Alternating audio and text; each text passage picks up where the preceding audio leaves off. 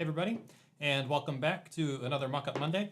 We are finally done inputting all the parts. So this week we are going to be focusing on editing, and to this week we're going to be doing MIDI editing. I think next week I might skip mixing and push that off for now. I think this week we'll do MIDI editing. And next week we will do like audio editing, so going through and editing the audio files. So I'll show you how I do the recordings and all that stuff. Then we'll do mixing, which I thought about yesterday, and I hate mixing with headphones on because I can't like actually hear any of the bass stuff. So I'm gonna think about how to do that, but we'll do mixing after. And let me know if you guys want to see how I actually go about creating the score. Like to follow along with the score. I could do a video with that if you'd like, but in any case, after all that's done, we'll be the actual premiere of this, and then we will be finally done with the first movement of the Prokofiev, which will be fantastic.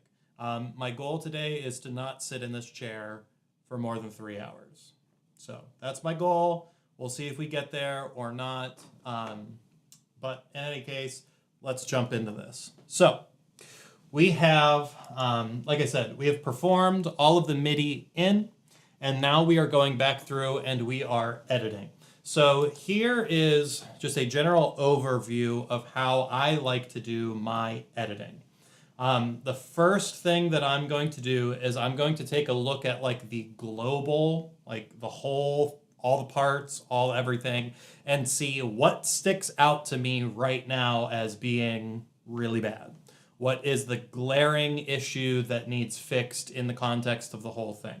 After I fix the global, I'll start going through like in families and listening.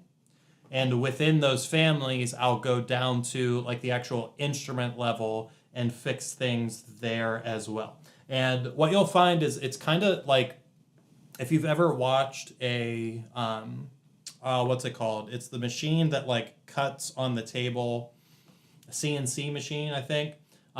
They like cut out a rough image and then they do another pass and it like adds a little bit of detail, and then they do another pass and it like actually finishes the detail. That's what we're trying to do here. So global, rough picture, what sounds bad, then by families, what sounds bad, and then we're going to individual instruments. And that's gonna kind of be what we're using. Now, I am getting rid of the reference track. And by getting rid of, I mean I'm muting it and getting it out of my way here because I don't really want to be looking at it anymore. It's pretty much going to be gone. I'm going to be doing a little bit of editing with the tempo map and all that stuff. But reference track is gone now. We are just listening to the MIDI that we've performed in. So let's unlock my tempo now because that's going to be something I'm going to play around with a little bit. And I don't know if you'd like to... where are we? Sorry, forgot to transmit my iPad here. There we go.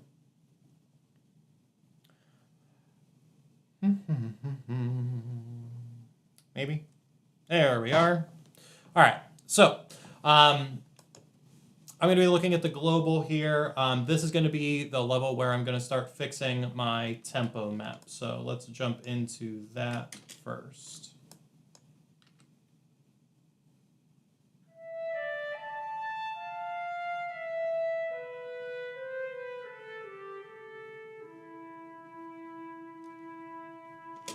Okay.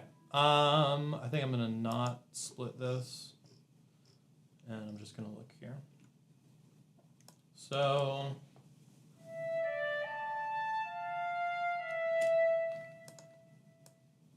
pull that up a little bit.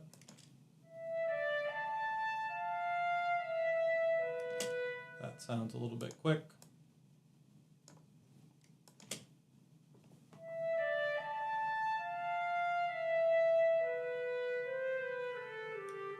And then that whole thing is a little bit quick.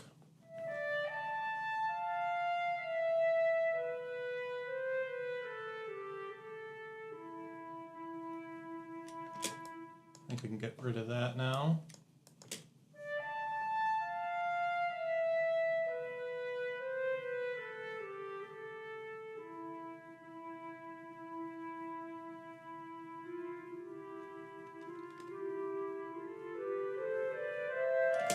I think those are just a little bit too much.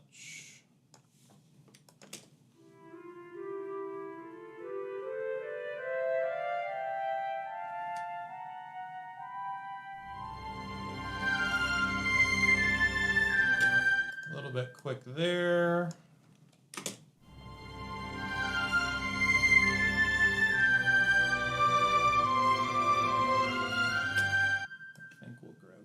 And move that. Actually, I think we'll ramp it instead of making it a jump.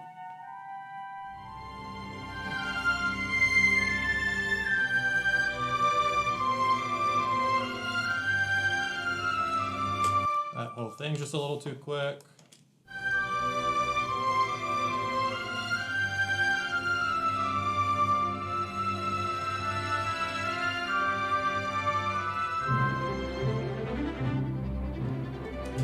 And you know what? Let's go a little bit quicker. Why not? Because we can now.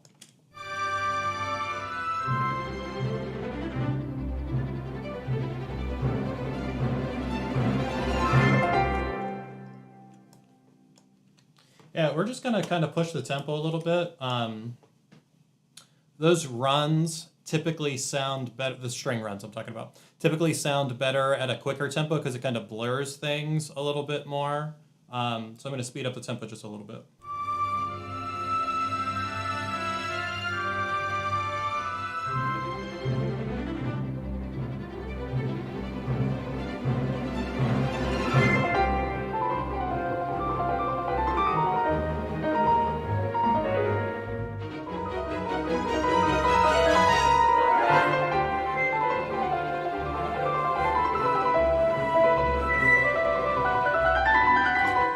So I think we could add just a little bit of variation here.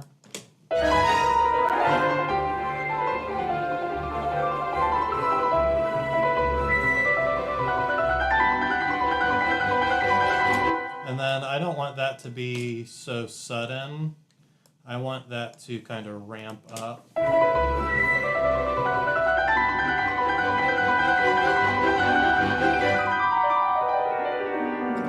And then to me, I think, whoop.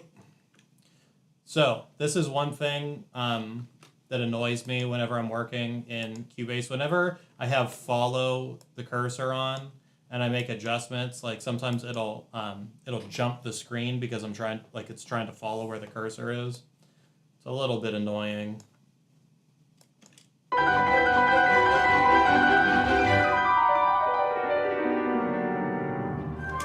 And I think we can maybe slow it down just a little bit.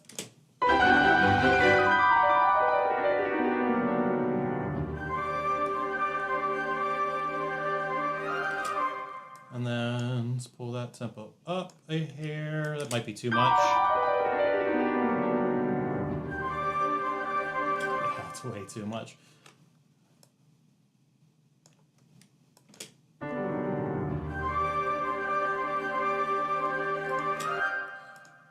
get down to the end. I'm going to slow it down a little.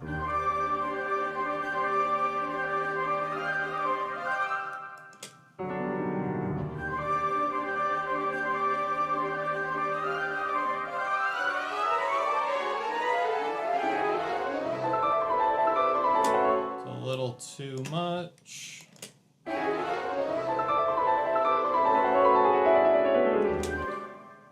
little too much, and then I think let's do that.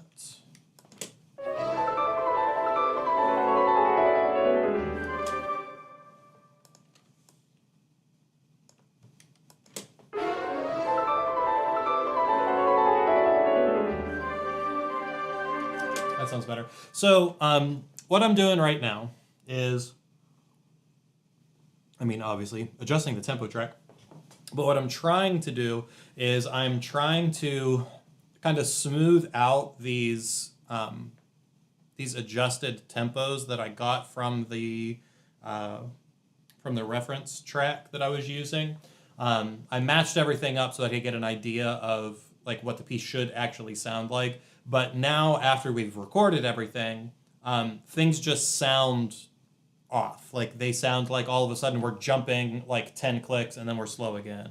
So I'm trying to smooth all of that stuff out and kind of like lean into and out of these like little slight variations in the tempo. So that's what I'm kind of doing now, just listening to things and trying to use my ear to decide if it would sound better as a ramp or as a jump, faster, slower, by how much, where does it jump in the phrase, all that kind of stuff. That's what I'm doing right now.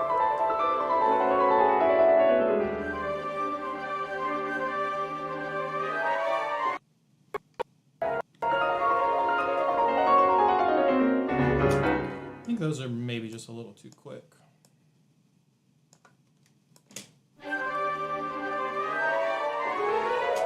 Honestly, that probably is also too quick.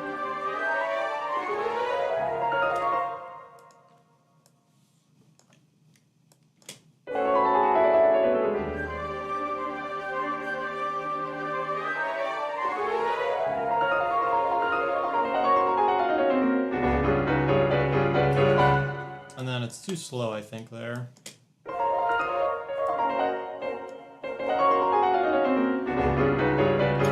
And then too fast. And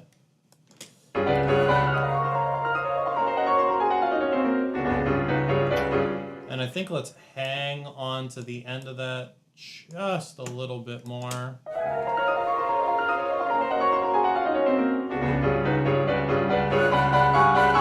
Might be a little too much, I think.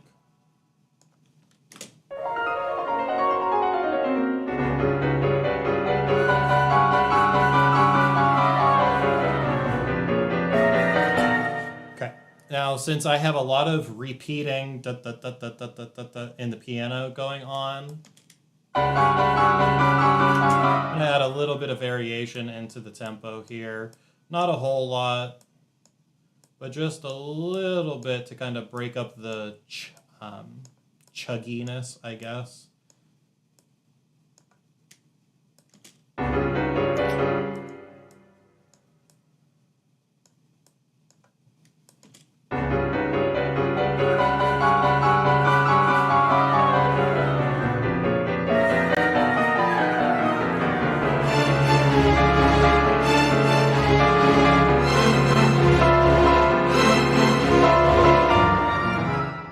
I think I am going to increase the tempo just a hair here. And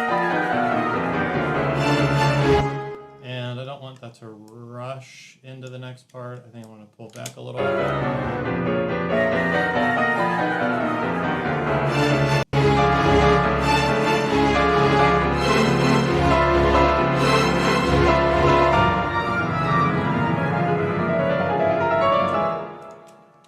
Same thing there. I want that to be more gradual. And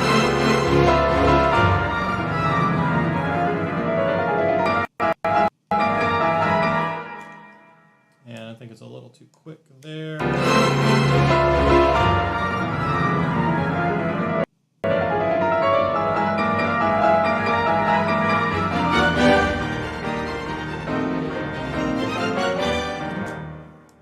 Pull that down. I'm going to frequently save things as I'm working here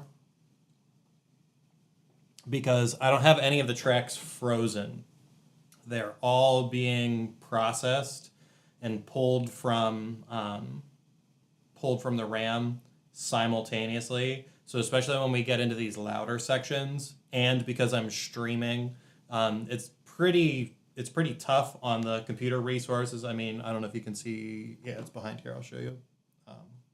Here. I'm actually starting to peak on the processing power a little bit. So I want to just be aware of that, and hopefully we don't have any technical difficulties and I don't have a crash here.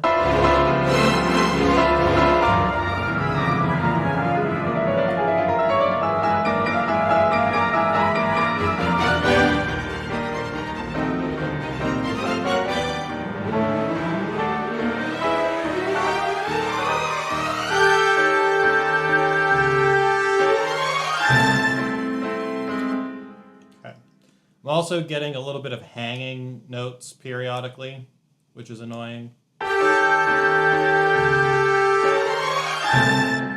also want that to ramp down, I think.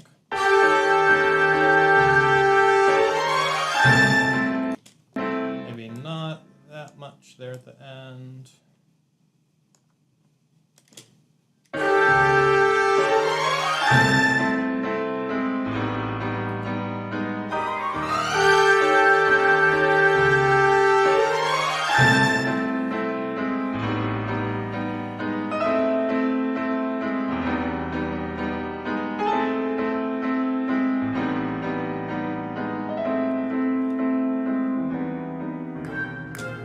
This one we're definitely going to ramp down, I think.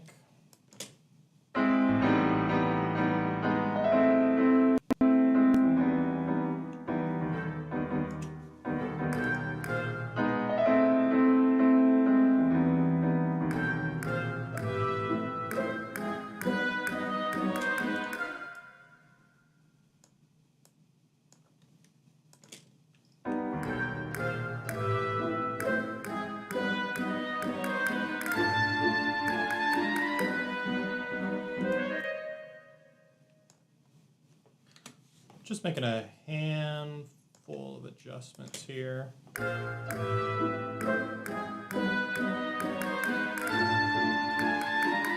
then that needs to pull back down.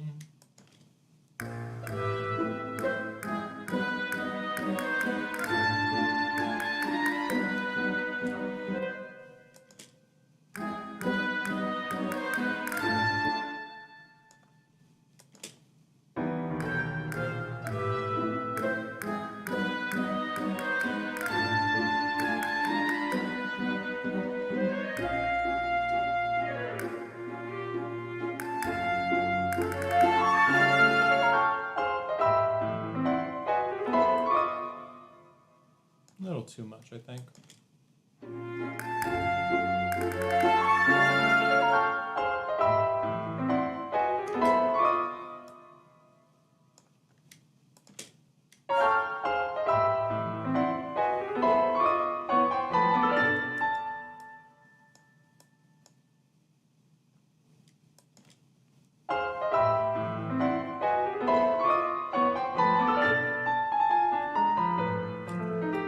Pull that back a little bit.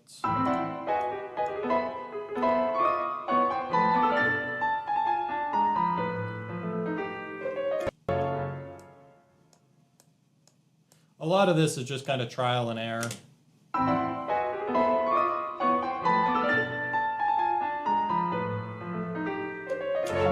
With how much you want to move things.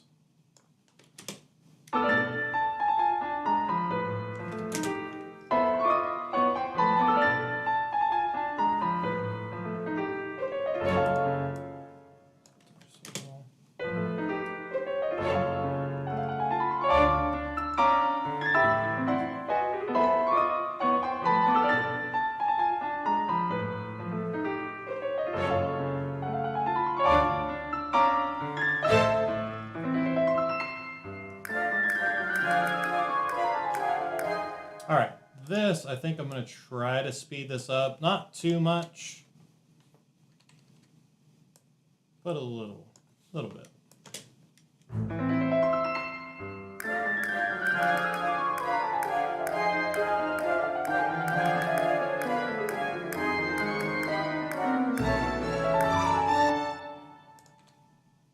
Speed that up just a hair.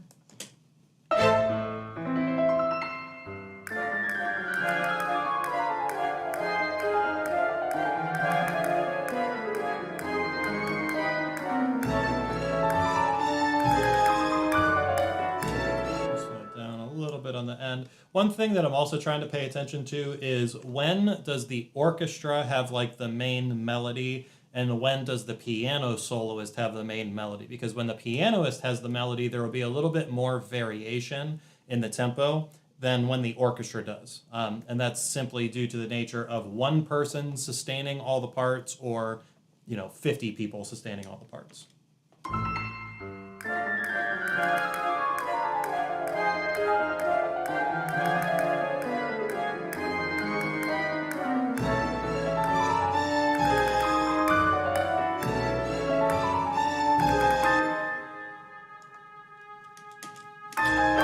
See those hanging notes from getting in the oboe?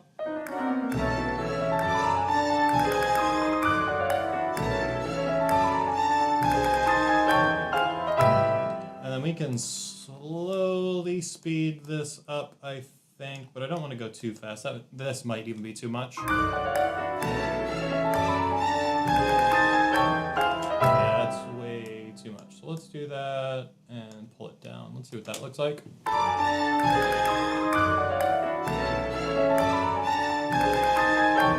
Yeah, even that's still too much.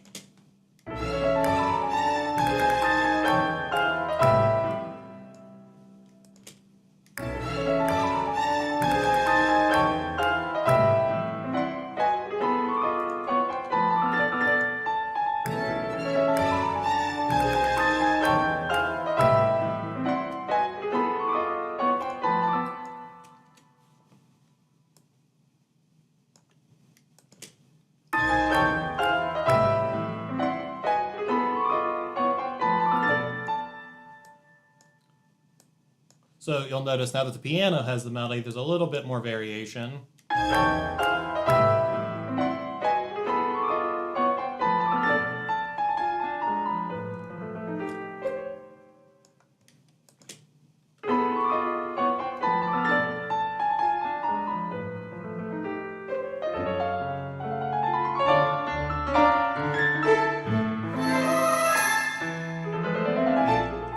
Let's slowly speed that up instead.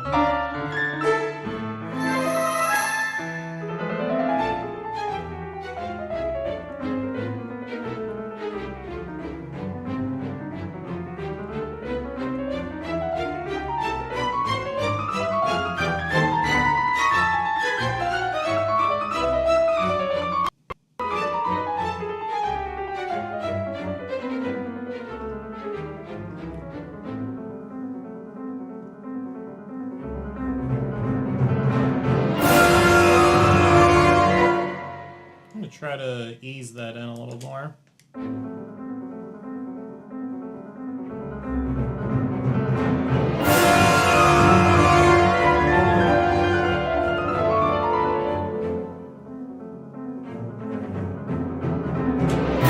Same thing, I'm going to try to ease that in a little.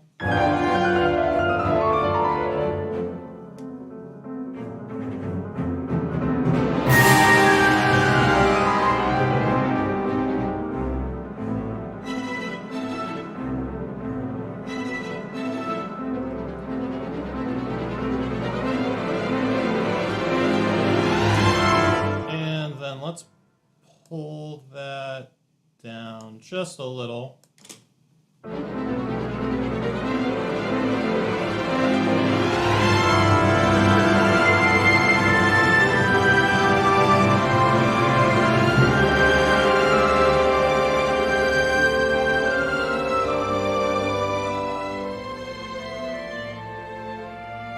Yeah, clarinet, way too fast. Way too fast.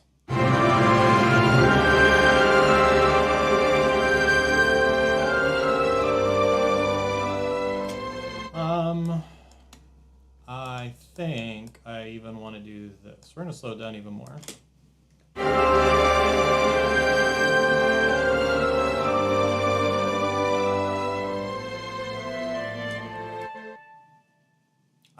So this is just a personal musical taste, but I really enjoy exaggerating slow tempos.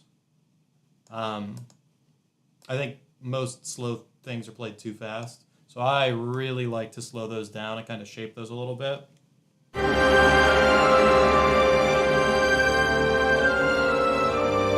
even going to pull it down like that.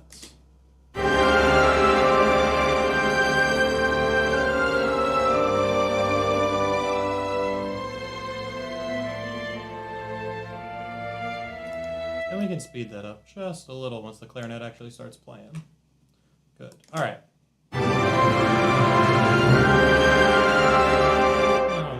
on beat 1 a little longer.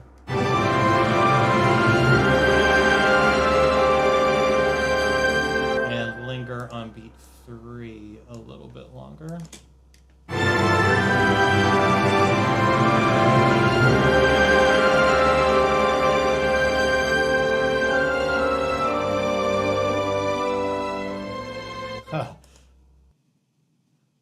It looks like your live video may contain music, audio, or video that belongs to someone else.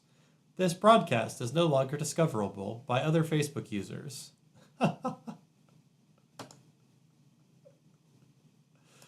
Hey Sony, what up? It's not your recording, it's mine. It's still in the public domain. It's fine. We're all fine here.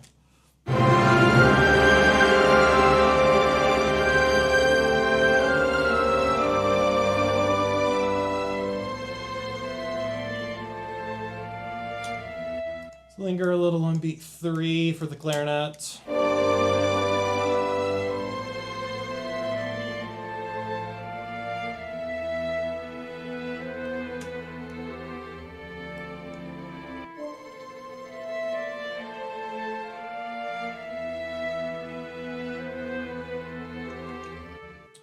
Linger on beat 1 a little longer here.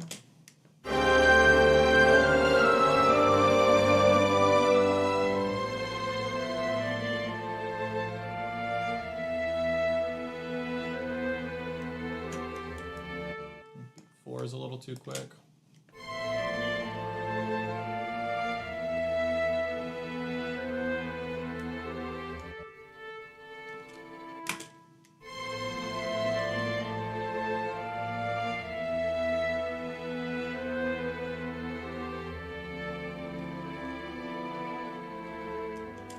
Let's slow that down just a little bit.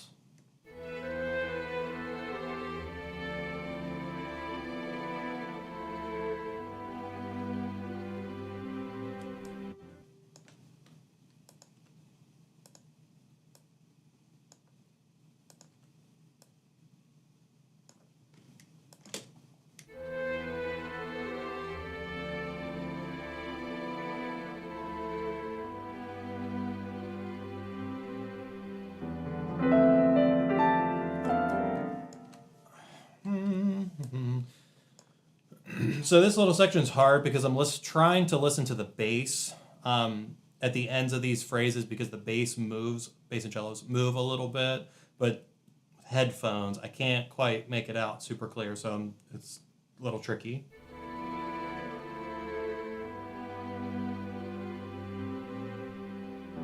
Yeah, I think we need to slow it down a little bit more.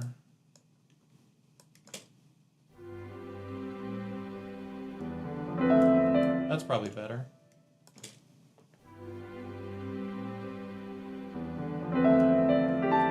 Good, and then I think we can pull this down. It doesn't need to be quite so quick right off the bat.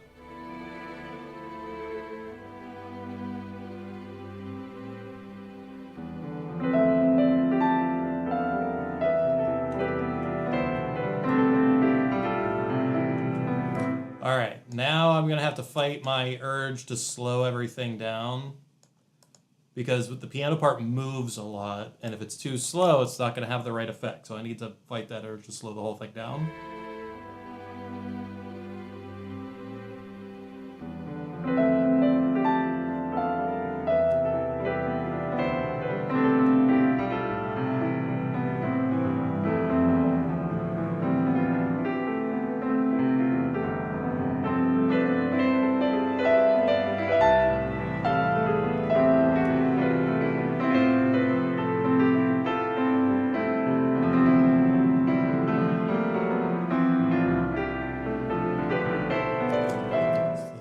Spot. So you'll notice there's a lot of variation here. It's because the piano has the melody. Piano's the main voice, and there's a lot of push and pull when the piano has the main part. So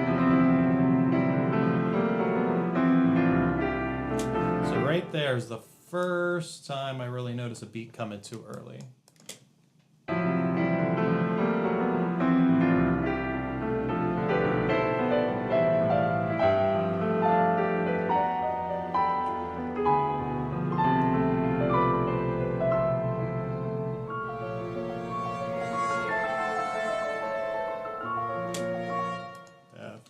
much.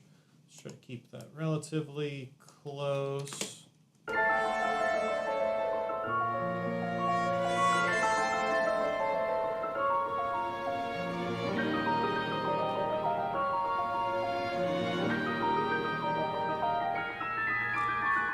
All right, this one, we're gonna do this, I think, and we're slowly gonna like ramp it. It's still a little too much there, I think.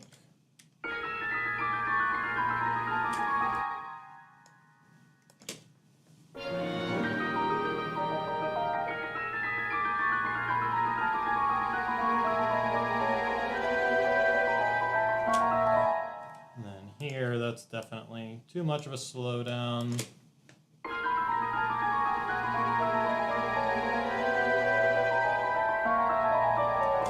I think we'll do something similar where we'll ramp it.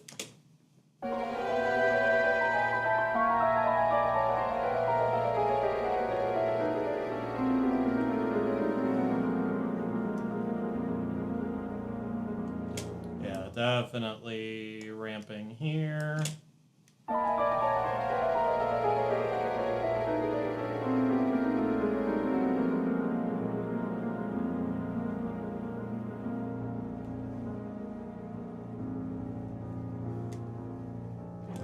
And then I want to hang on that last note just a tad. And now, do you see how it, that's a MIDI thing that I'm going to need to fix because I have a note coming in like here when the downbeat actually doesn't happen till there. So let's do this.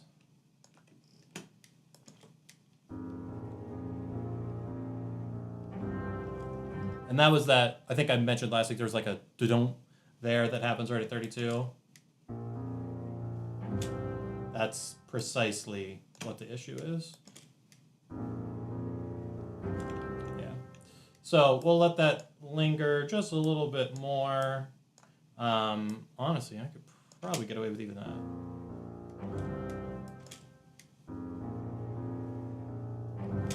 Yeah, that'll be better once I fix that.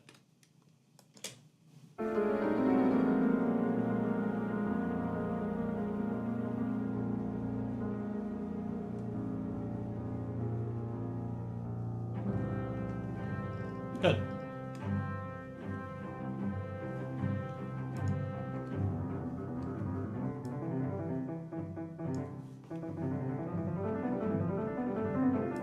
All right, so runs, I think it sounds better faster, so I'm going to slowly walk that tempo up.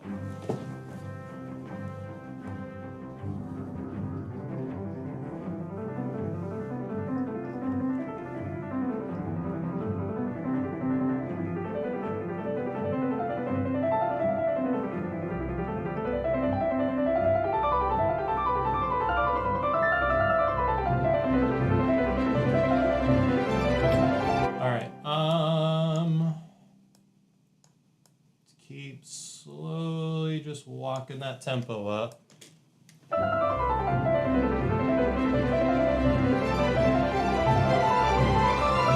That's way too fast. Way too fast.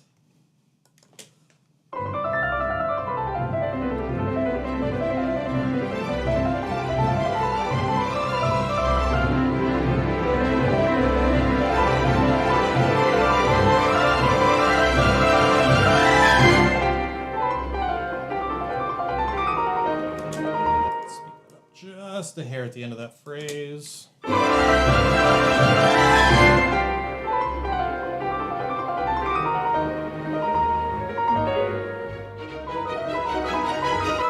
little too much. A little too much.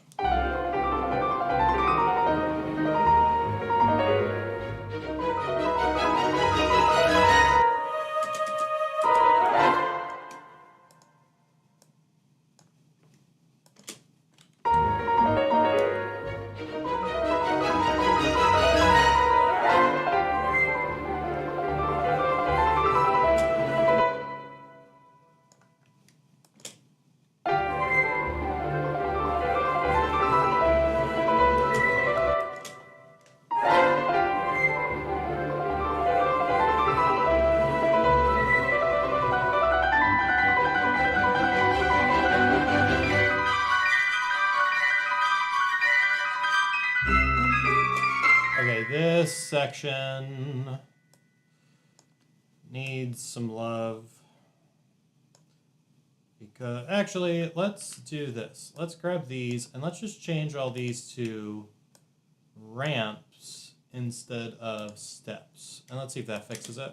That sounds much better.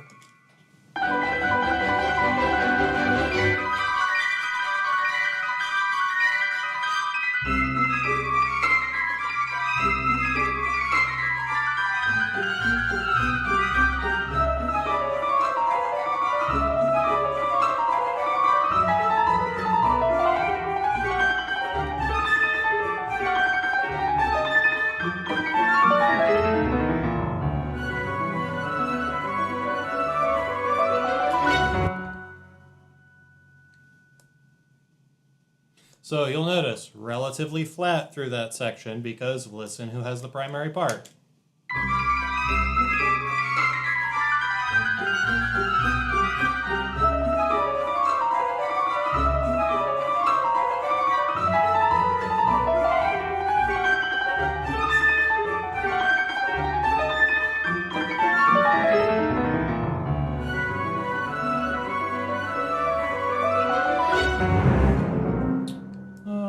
Let's do that.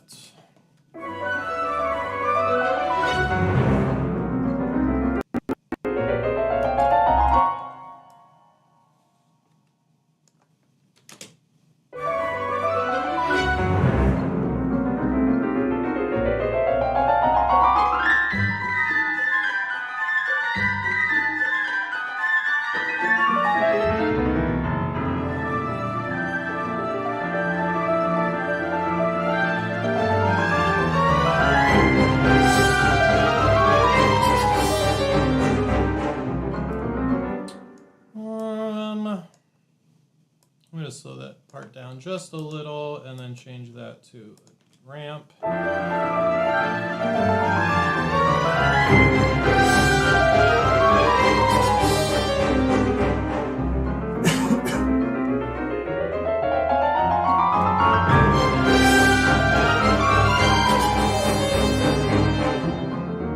Just a little.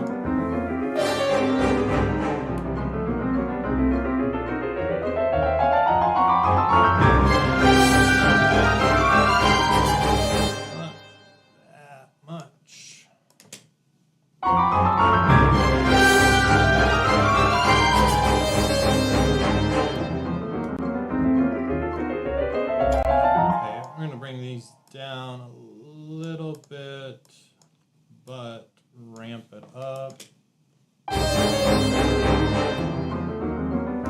That's way too slow. Still too slow.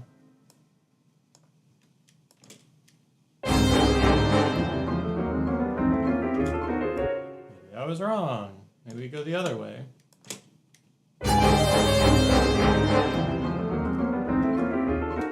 What if we just get rid of it altogether?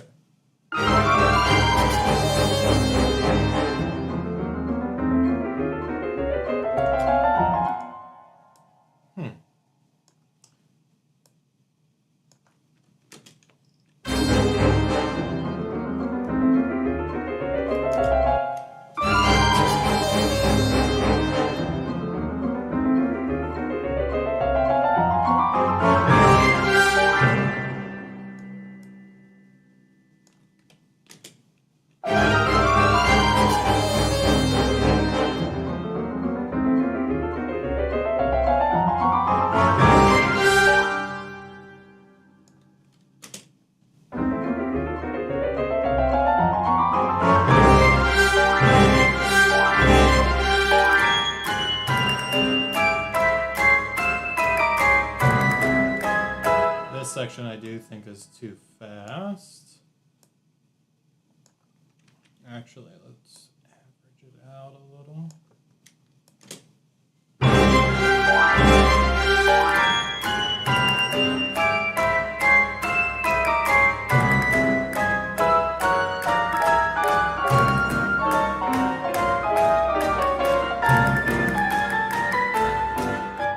Whoops.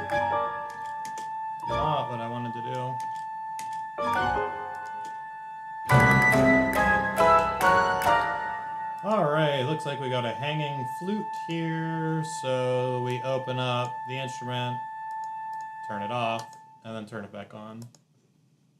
It's becoming increasingly annoying.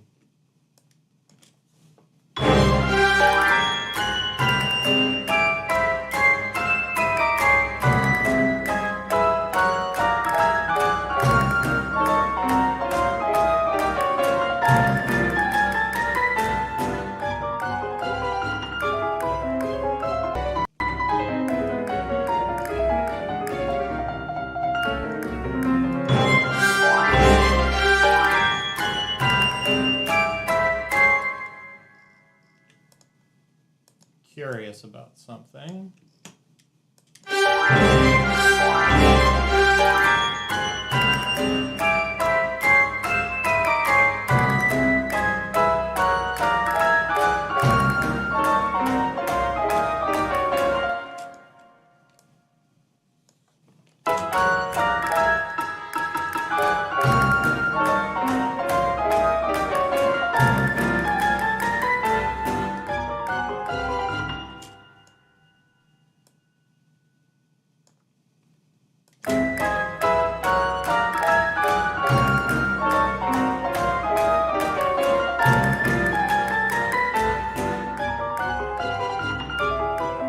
That sounds much better. All right. Let's listen to that second more time.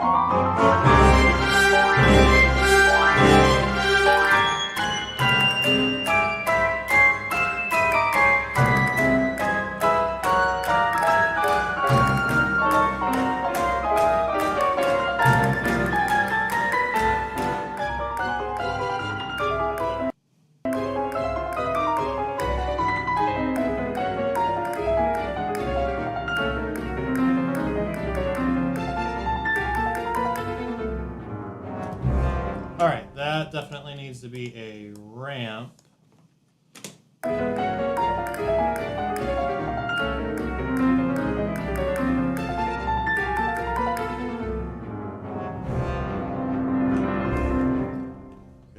Here, I'm just gonna start with a clean slate kind of and then adjust.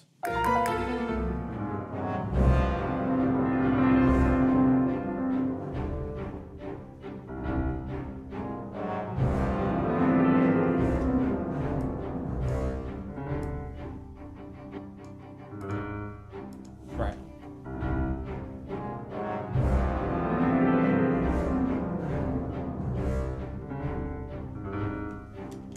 Yeah, this needs to be a ramp for sure. For sure, for sure.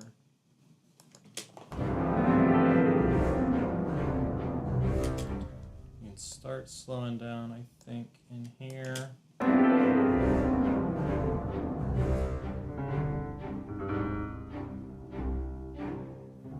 Yeah, much better. Pull it down. Ooh, autosave.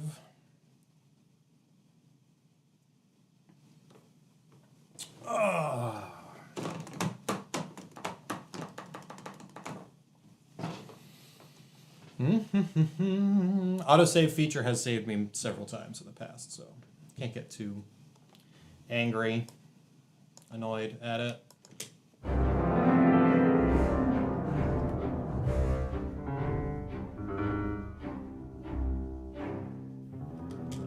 That one might be a little too much.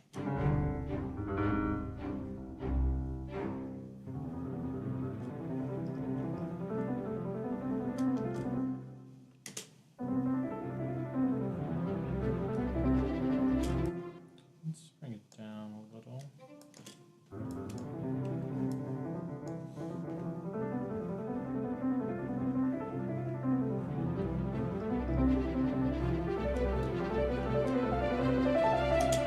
So, like I said, I'm trying to smooth out some of these transitions so we don't get weird jumps.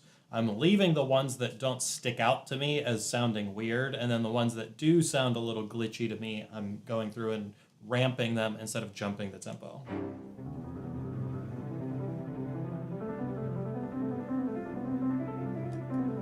Like that one right there jumps a little bit, so we'll go back and ramp it.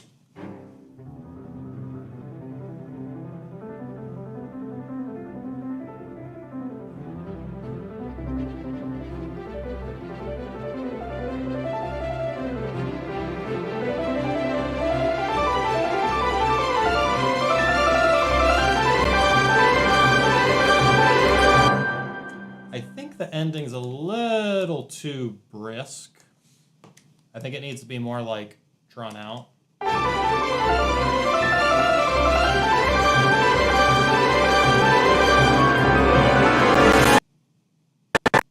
So that definitely an overload on the processor, that little clipping. So we're gonna save it so nothing goofy happens, but I might not be able to hit this section quite as cleanly as I would like to be able to. And that's for a number of reasons. Let me see, I'm curious.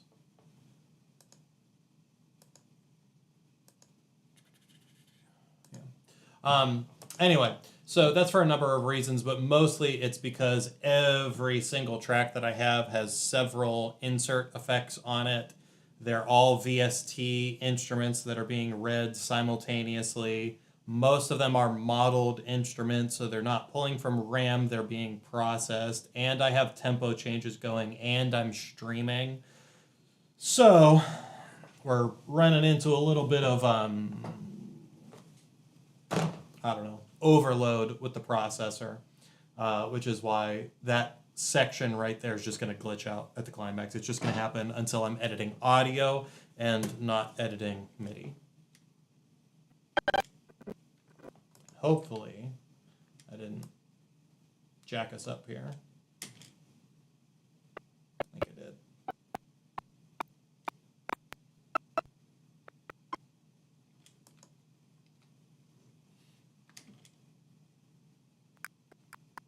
Yeah, I did.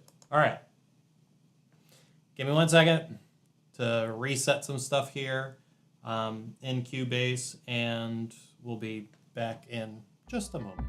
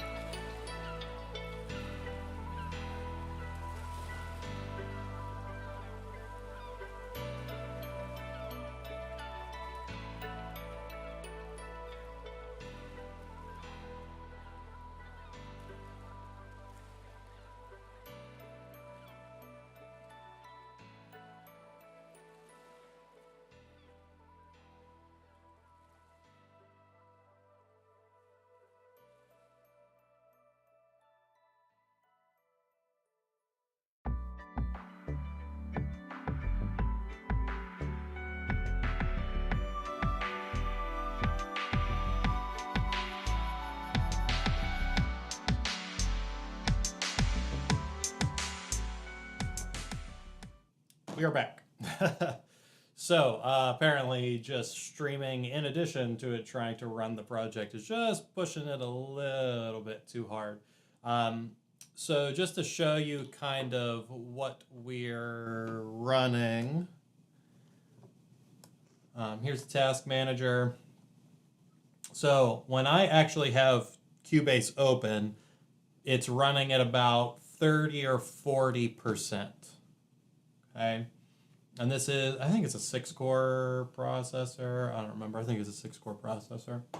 This is what we're looking at in terms of memory. Currently have 45.4 gigs of memory loaded. And I'll tell you, most of that, like probably 25 gigs of that is just the strings. Just strings. Which is why I generally like running the Air Inventor stuff and Piano Tech now that I have Piano Tech, because those are modeled instruments, which means they are not being pulled from memory, they're being processed. The issue is that hits the CPU a little bit harder, especially once you start adding on all these, like the layers and layers and layers of effects. That becomes the problem. So that's kind of where we're at. But you should be good. Let me just double check. You still have sound here. Yep, you do. Cool. So that's kind of where we're at. So that is my overall like tempo issue, and if I remember correctly, there are 2 spots that I need to hit and actually like fix something. One is right here at 169. It's that chadon. I need to fix that. So we're gonna open up the key editor here, and let's see.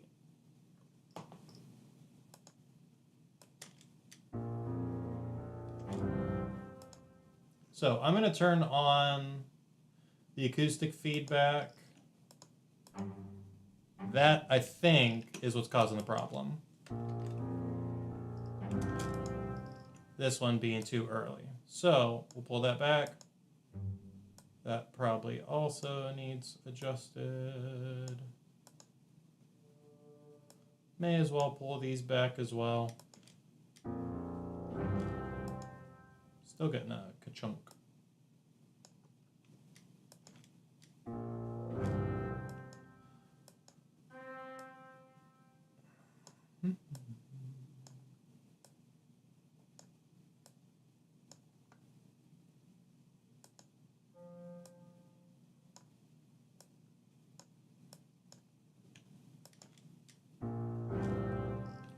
Probably better. Yep, we're still getting a little bit of that. So I'm going to pull it back just a little. Just a hair. Sounds better. And that is something we can tighten up a lot closer once we're editing audio instead of MIDI.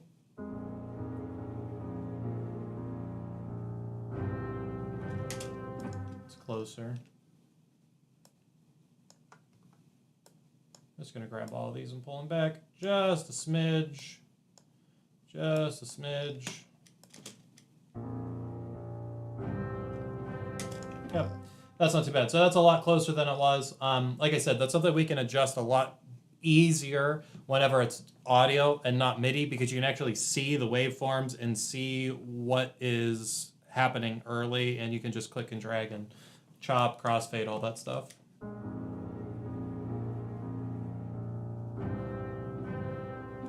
Better. Cool. The other spot is my woodwind run. I don't remember where it is, though. Is it here?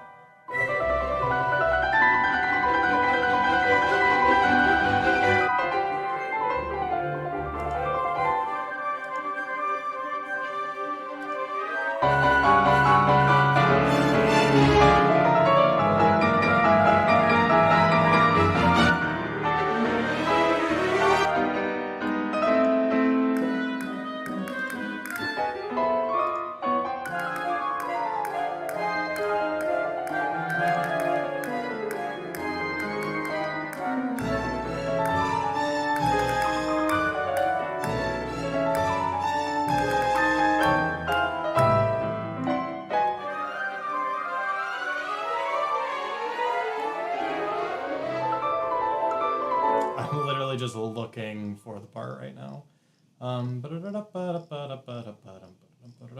It's that part.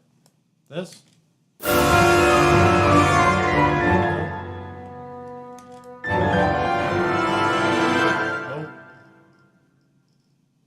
This. Nope, I thought it was before that. And don't go to the ending.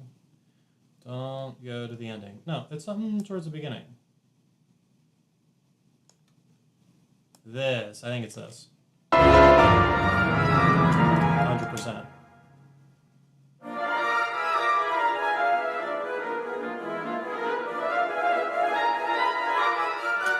100%. That's what it is. All right. So we are looking here at 49. Yep. That's it. Right there. All right. So this is what we need to fix. And I have a feeling it's just a timing issue more than anything. So we're going to grab it, zoom in just a little.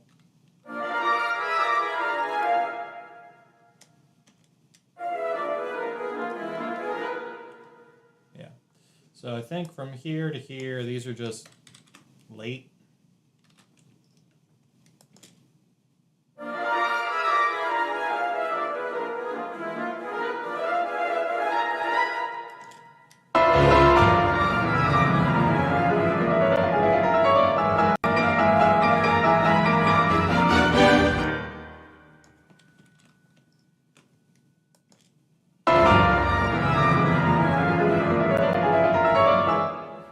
Getting a little audio drops. All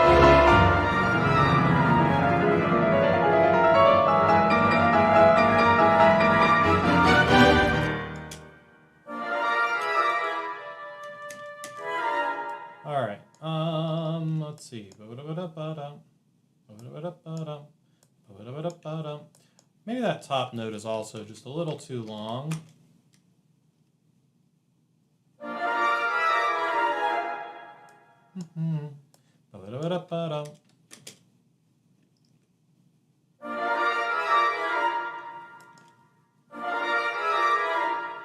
Closer.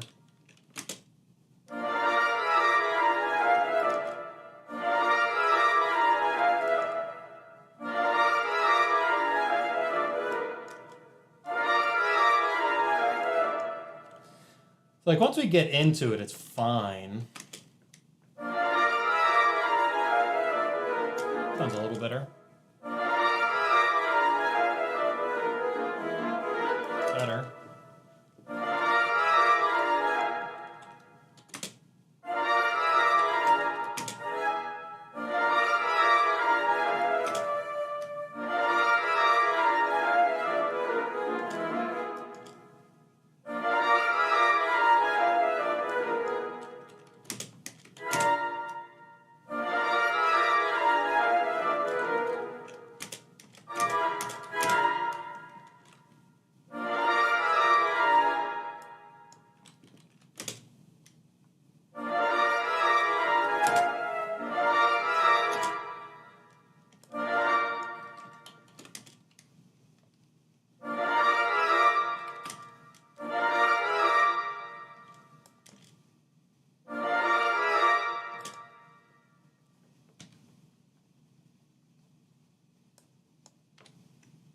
Yeah.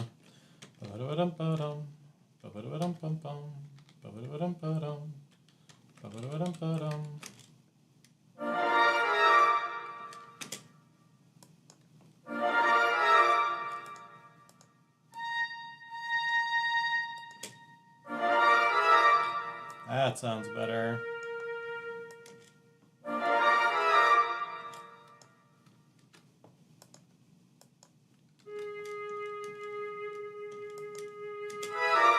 So what I'm doing is I'm muting the notes that come after it and just trying to work like one beat at a time.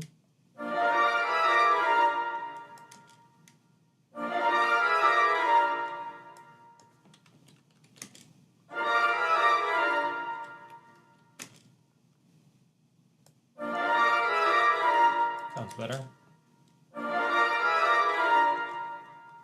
Use it a little early.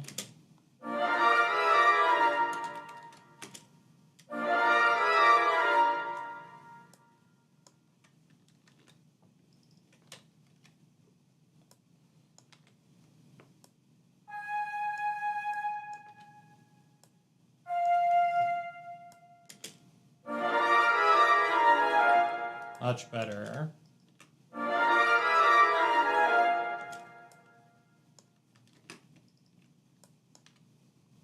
Anyway, this is one trick I like to use when it's like a whole section that just like the rhythm feels wrong to it. If you isolate it by beat and fix each beat in and of itself, then you don't have to worry about the whole line.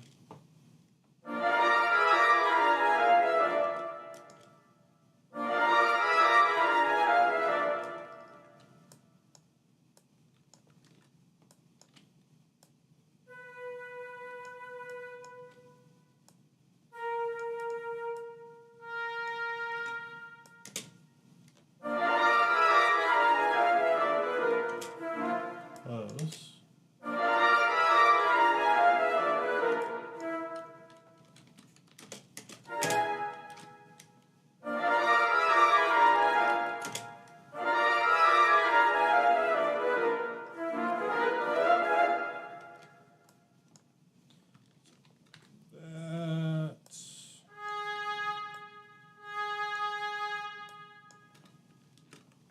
Said unlock, I meant unmute. Unmute that.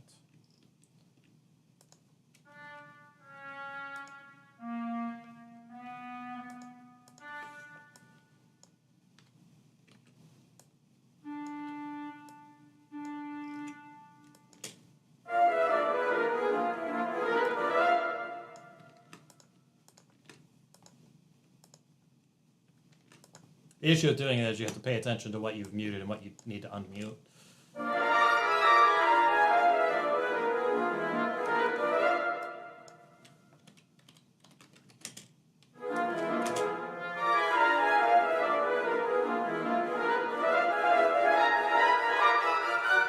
That sounds pretty good, I think.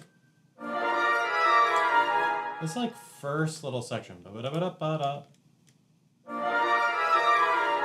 Ba-da-ba-da.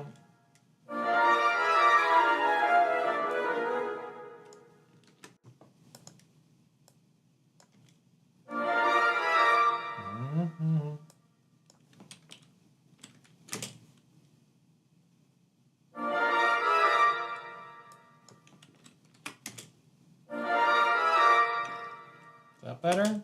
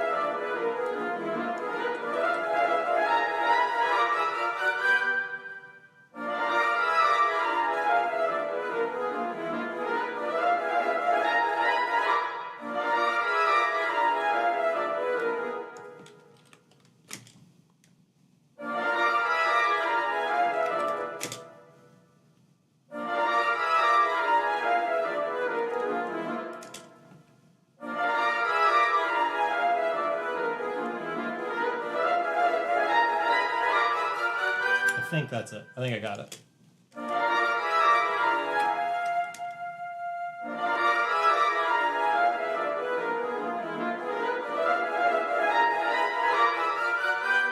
I think that's it. All right, let's unsolo that. Let's save it so I don't accidentally crash my computer. Not too bad. Like an hour 20 in, we got the global done. Not too shabby. I just need to pay attention to the ending because I'm not going to do anything fixing that here. I will probably adjust the end MIDI while I'm not streaming, so sorry. And then next week, it'll be processing audio instead, so I don't have to worry so much about it dying on me. Here's what that sounds like.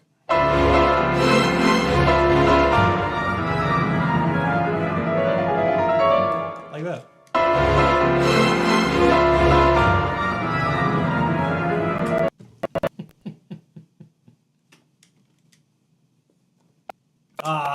Tell me we overprocessed it again. Stinking CPU. 100% that's what the problem is. Guaranteed.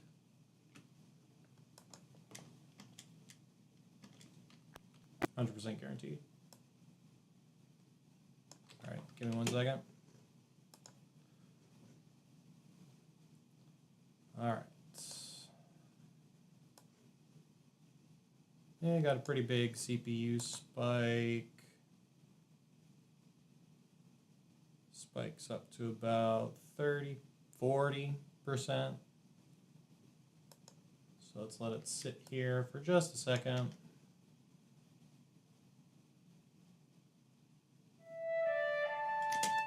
Cool. Now we've caught up. So, like I said, this is the issue that we run into.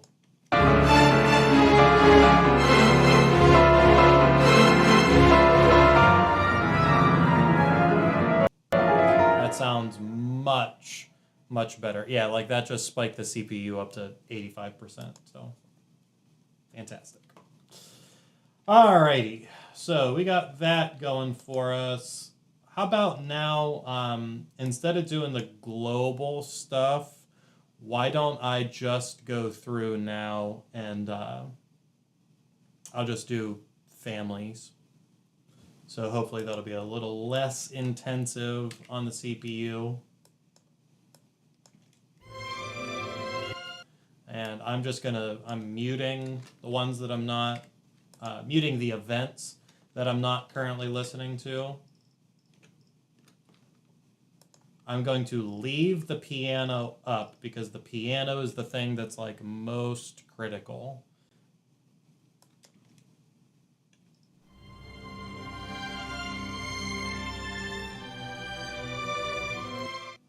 So a little bit of timing. I want to fix in violin 1, right? Just violin 1. Little early.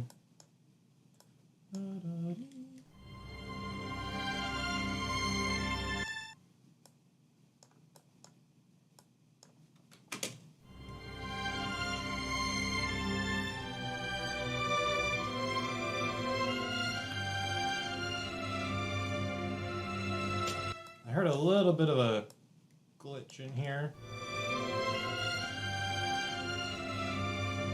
Yeah, do you hear that? I don't know if it's here or in a different violin 2 or viola.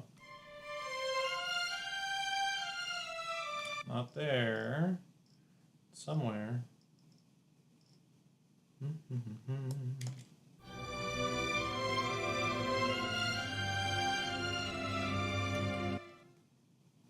Maybe it is one of those.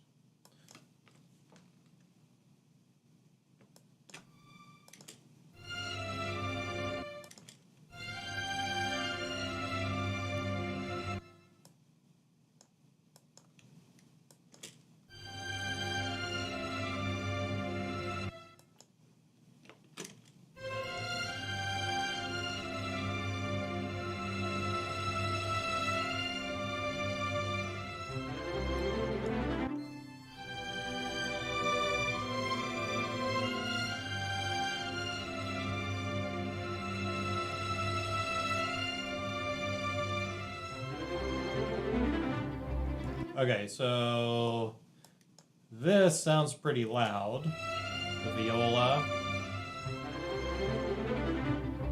And then once we get to the actual violin part, it is not. So let's take a look and see. We are here, and let's just show all the lanes that I'm using.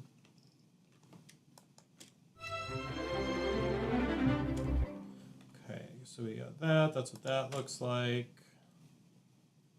That's what that looks like. I could probably scoot in a little bit on that. I think that sounds a little better.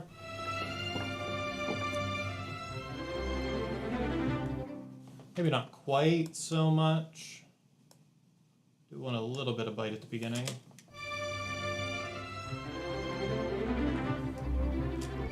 Okay, this one though needs a little bit of help. I think the modulation is just too low. Is that what it is?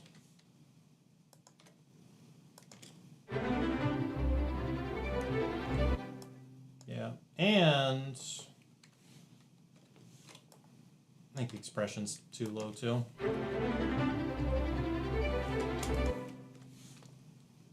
Oh yeah, 100%. That's all it is. Expression way too low.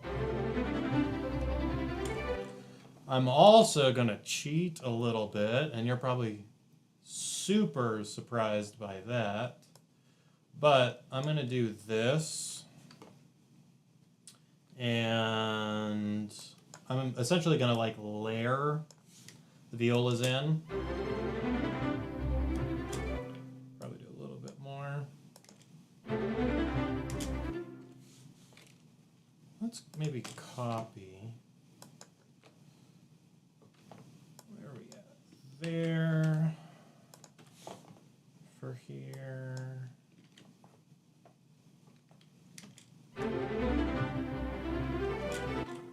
Cool. And let's do that with the short notes as well. Except I'm going to take all of that out. We're going to glue those together so I can see what they look like. Velocity is much lower. So let's bring those up to match.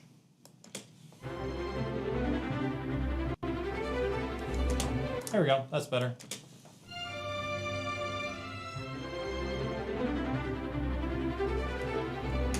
Cool. Now let's do this.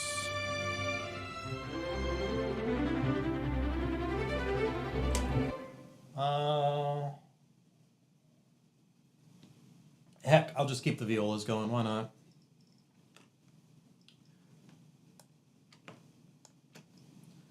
Basically, what I'm trying to do is mimic, like, basically blend this. It's like a, what's it called? It's like dovetailing. Trying to mimic a dovetailing effect here.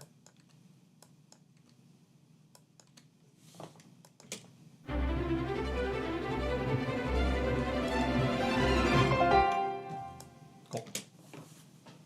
So, let's see what that sounds like.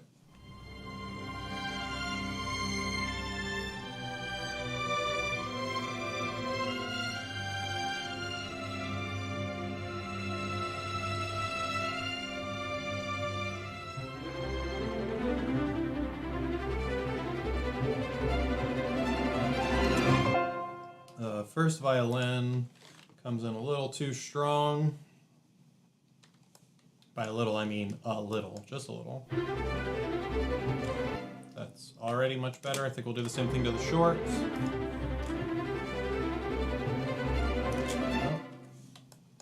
Just like that.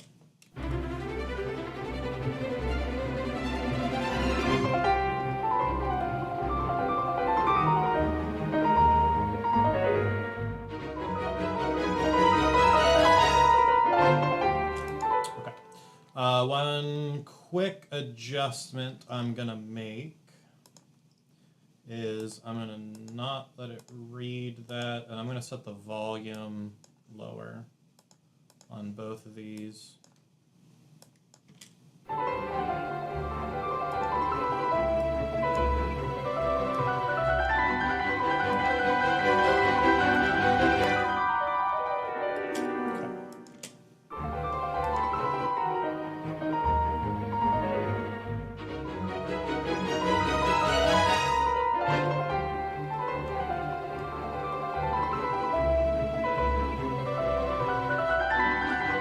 Okay, so I have some note jumping out at me at the end of this. Hear that? I think it's this. Yeah, definitely that.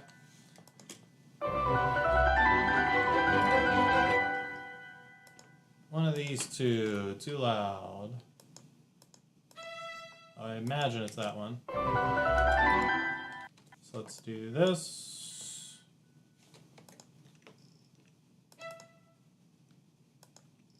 What? No. Weird.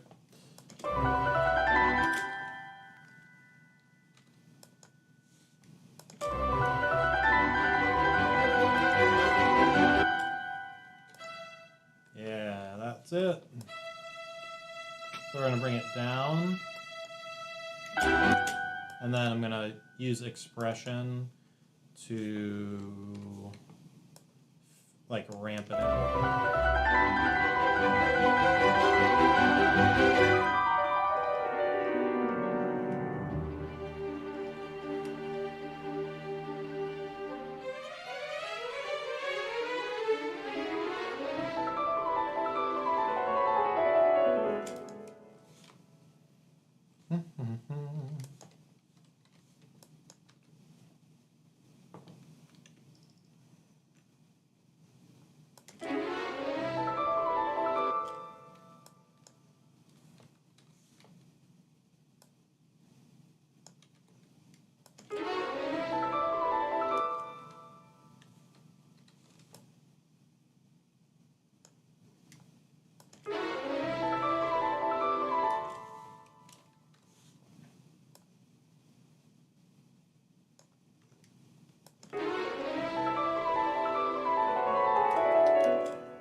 That's not too bad, and then let's use the expression. Good.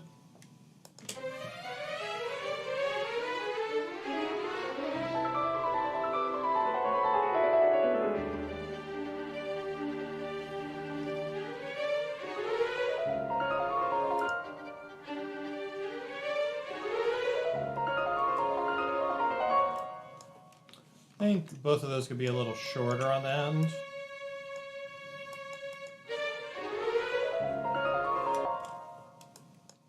I imagine it's probably the same thing down here.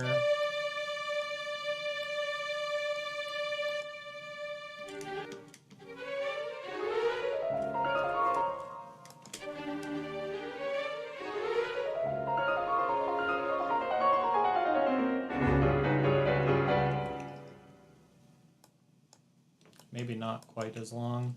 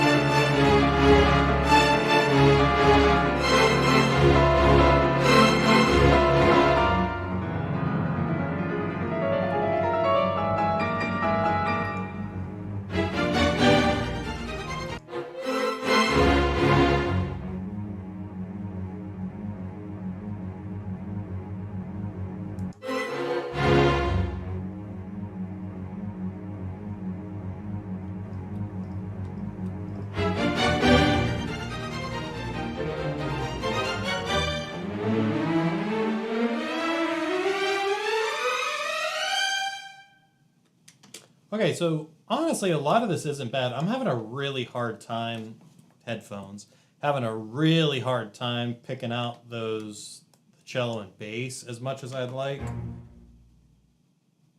Especially like in this marcato section. Like, not marcato, this section right here. Right here.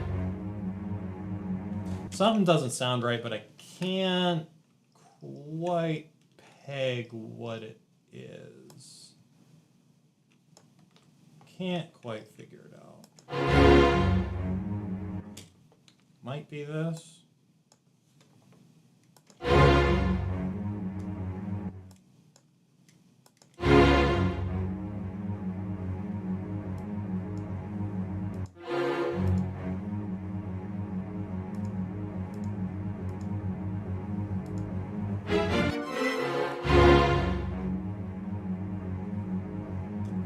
Might be that.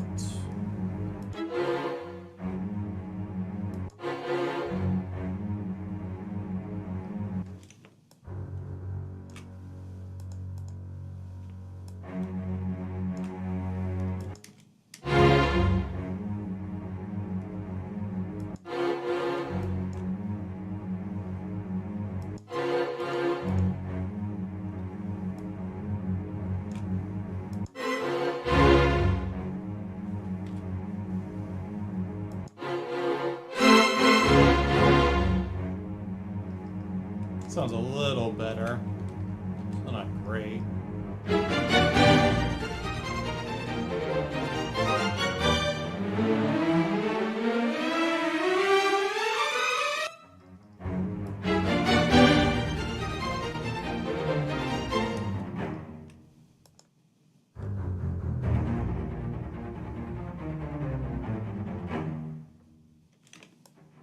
A little too aggressive there.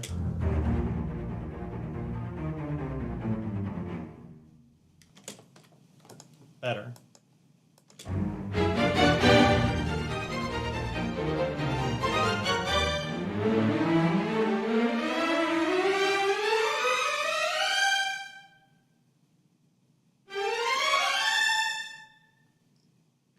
Okay, not too bad.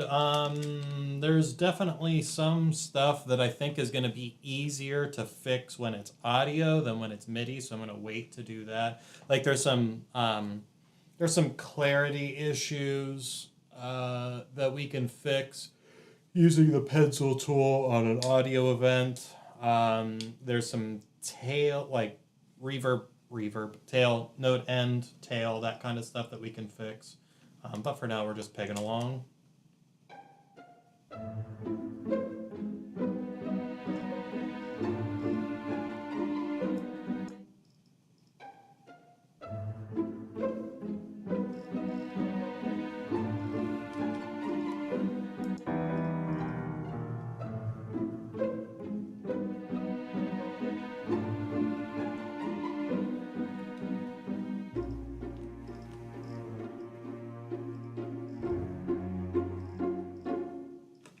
Pretty happy so far.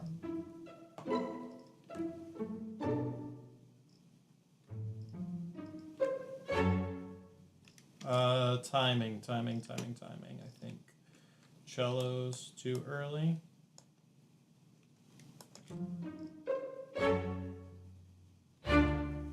Better. Oh, that's a cool tool, by the way, the range tool. If it's just one note that I want to move, I can just grab that and slide it, and then re-glue it into position. So, anyway.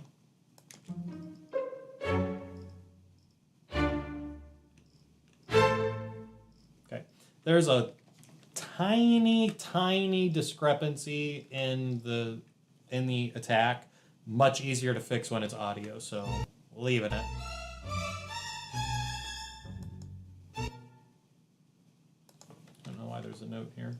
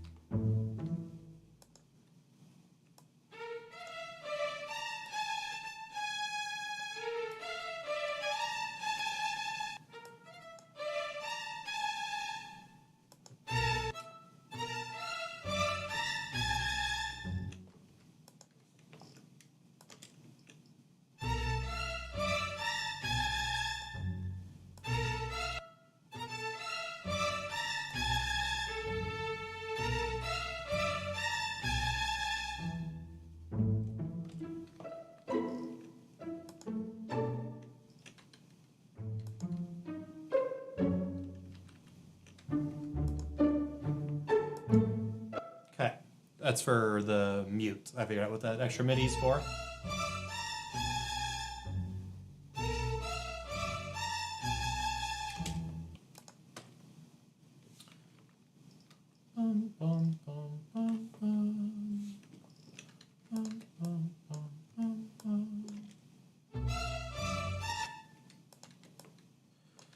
I could try to use recorded trills, but I don't want to. So that's why we're doing this. Would it sound better? Probably. Do I want to? No. No, I don't.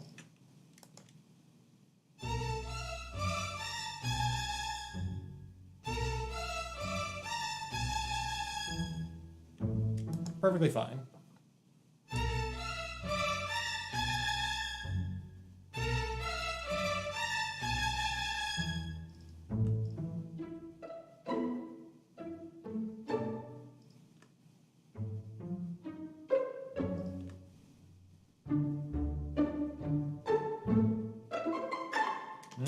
Got some rushing happening.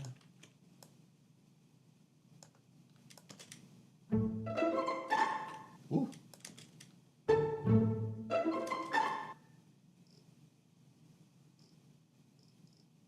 Somebody's Russian, so we're Russian.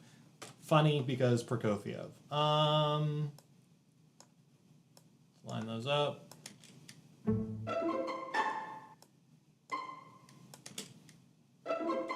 Better. I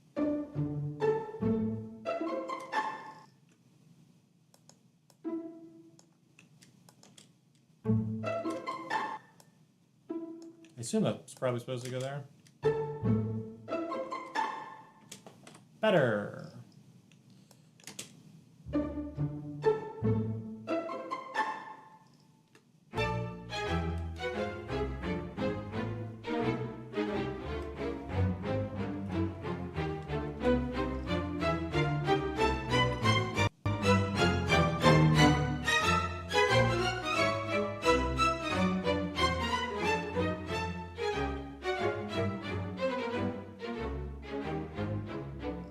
Happy with that. Again, little timing issues that I think will be much easier to address when it is audio, so moving along.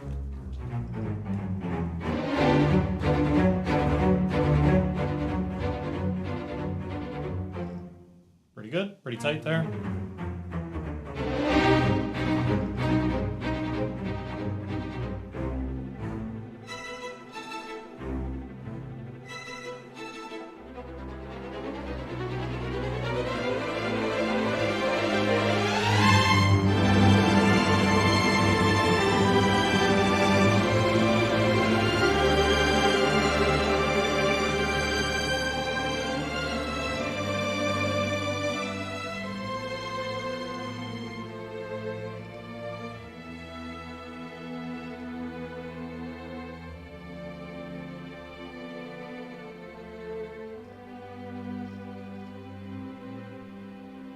That's the line right there that I was trying to hear. Right there, that's what I was trying to hear. Let's bring you up just a little bit.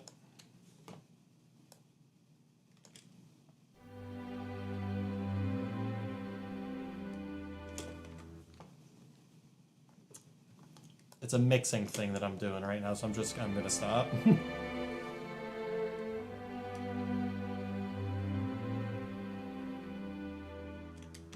Is it a mixing issue or is it a MIDI issue? I'm going to pretend it's a MIDI issue and I'm going to keep fixing it.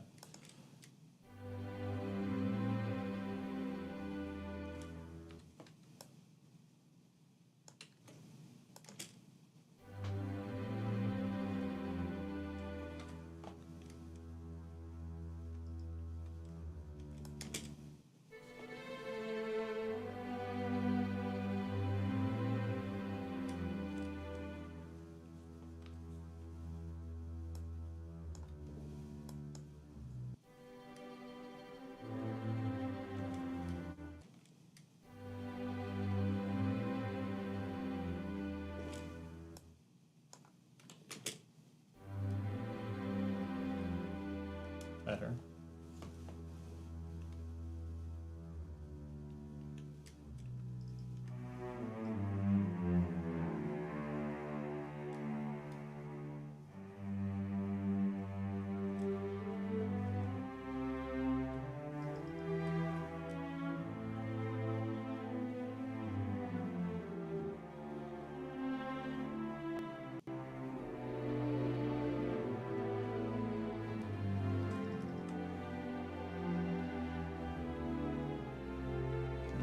A little bit of weirdness here.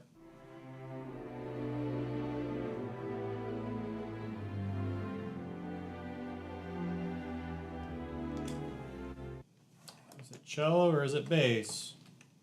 Hard to say.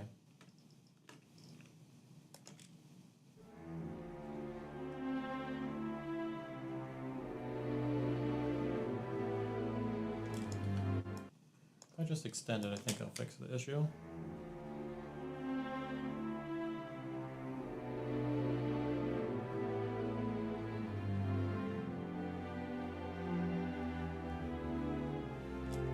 Same thing, I think if I just extend it, I'll fix that issue.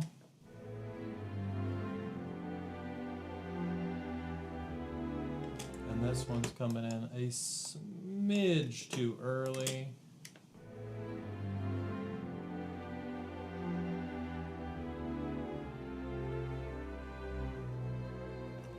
This one's coming in a little too late.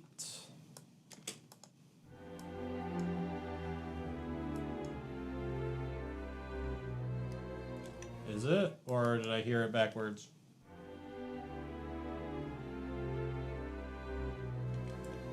I heard it. Well, okay.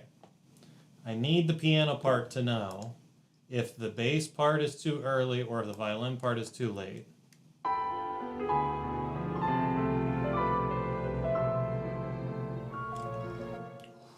Hard to say.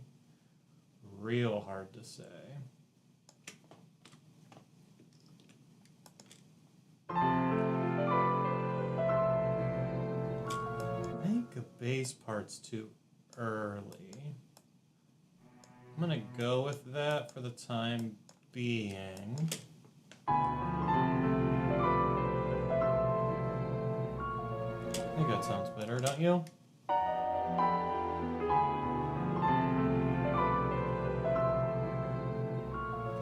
I think that sounds a little tighter.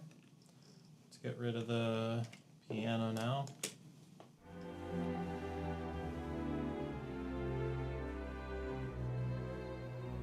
That's tighter, yeah.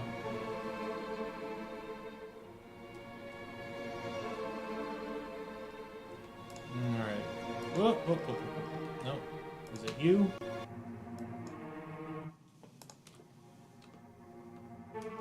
Yeah, that's 100% what it is.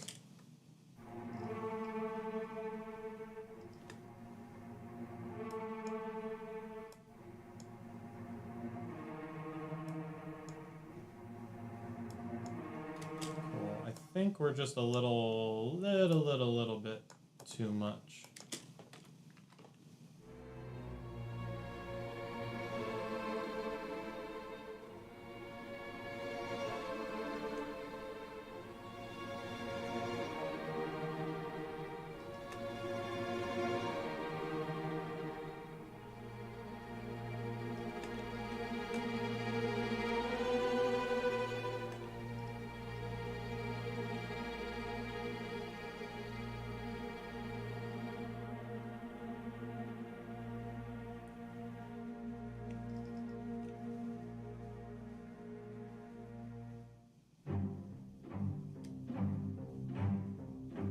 You hear that? Ba-dum, boom, ba-dum, boom, ba-dum, boom, ba-dum.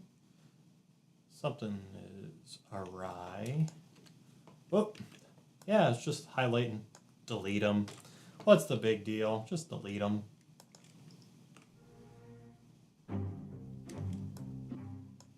Violins are just, these are probably violas.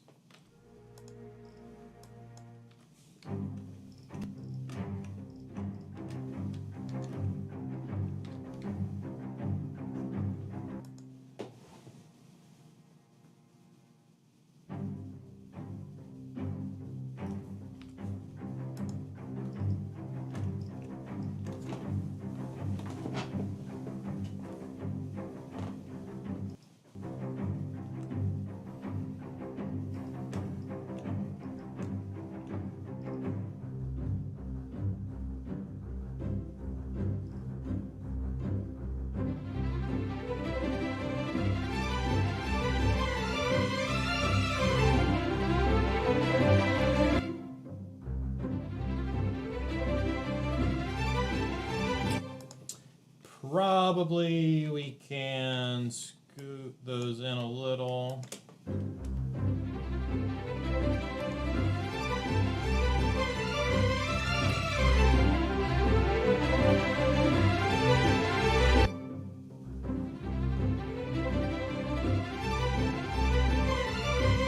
I think that sounds better.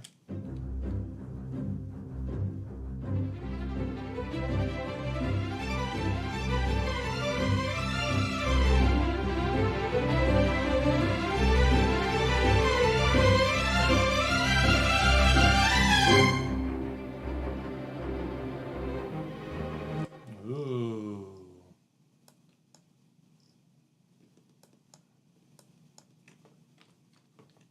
Definitely moving too early.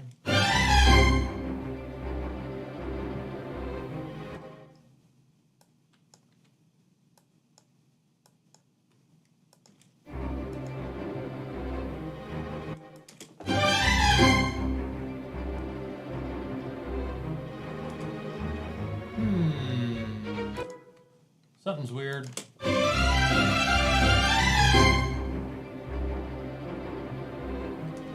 Hear that? We're moving early. All right, so to find out who it is, we're gonna mute. Okay, so it's first violins. One of these guys is moving early.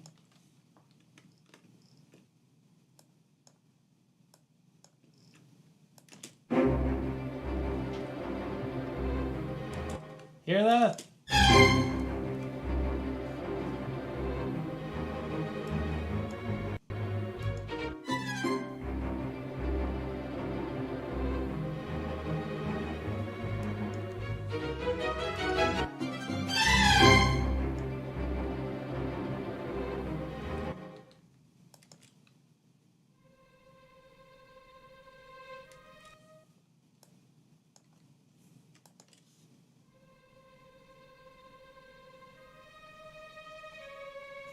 That's 100% what it was.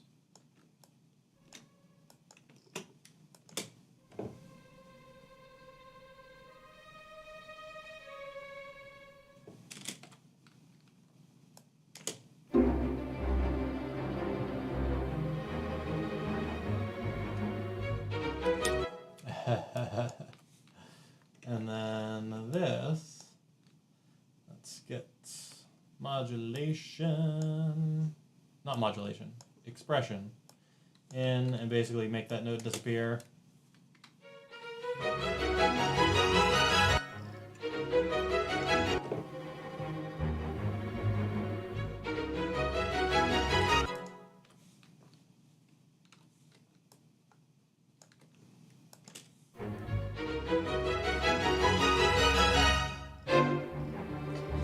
I'm honestly kind of tempted to just get rid of that note.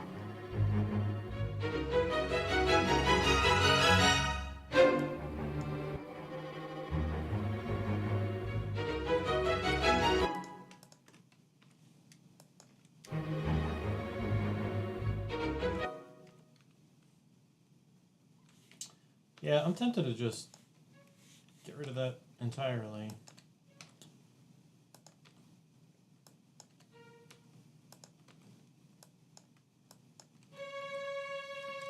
To be clear, I'm not like rewriting parts. It's in the tremolo. It's just the end of the tremolo. I think I'm just gonna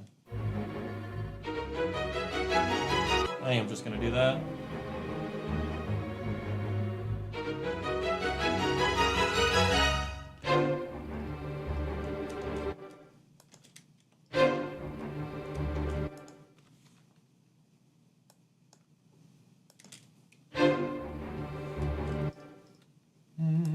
Something's late.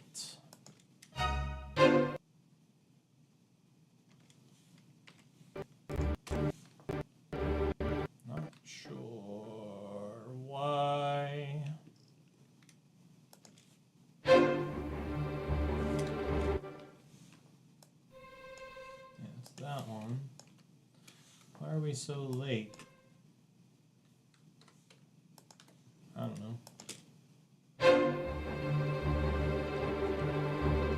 Weird.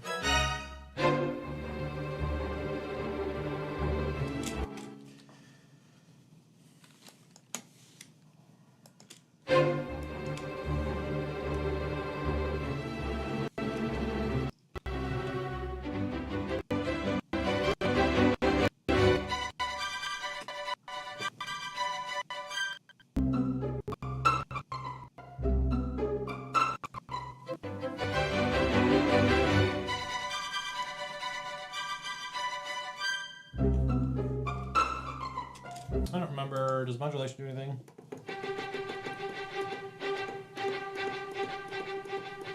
Nope.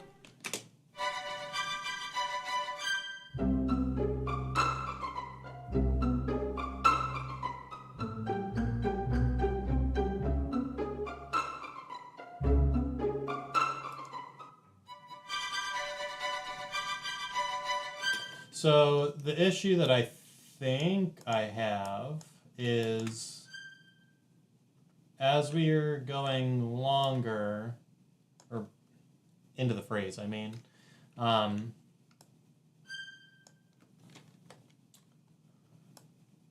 it's like the notes are just sounding too short and it's too dry. So I'm wondering if I increase modulation here, if this will lengthen them.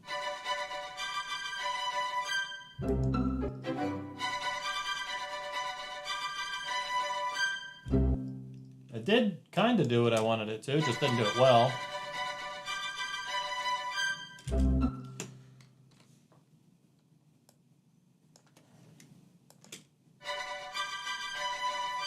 I think it's too long now.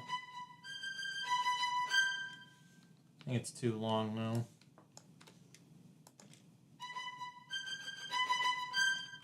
That's too much.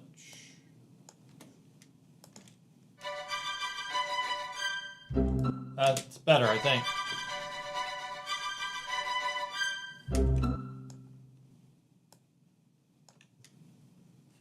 Put it right back.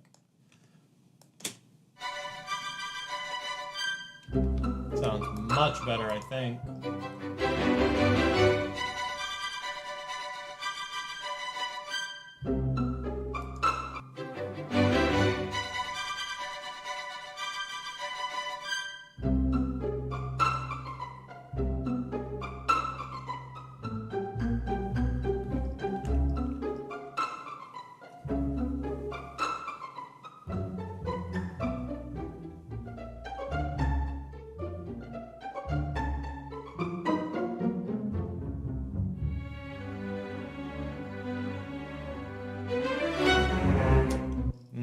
Something's goofy.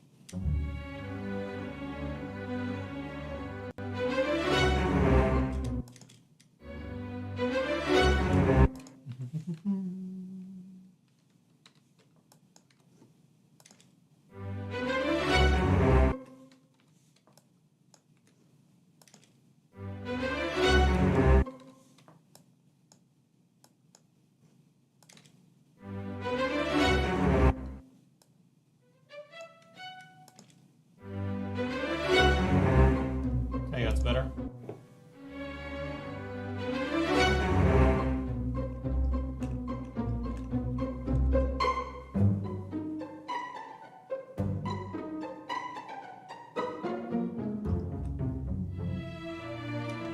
Comes in a little early, I think.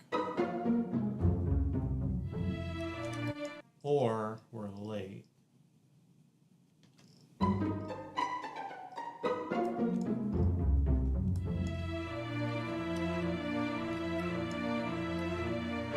A little too early, I think. Much better.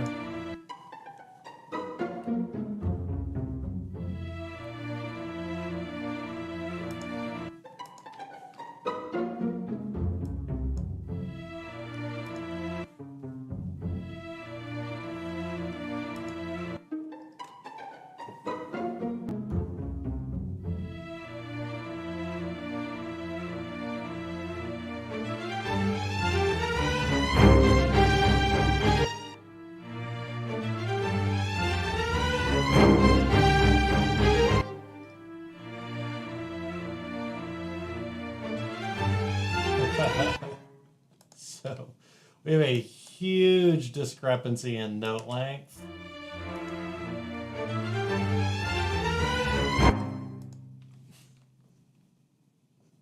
Huge discrepancy in note length.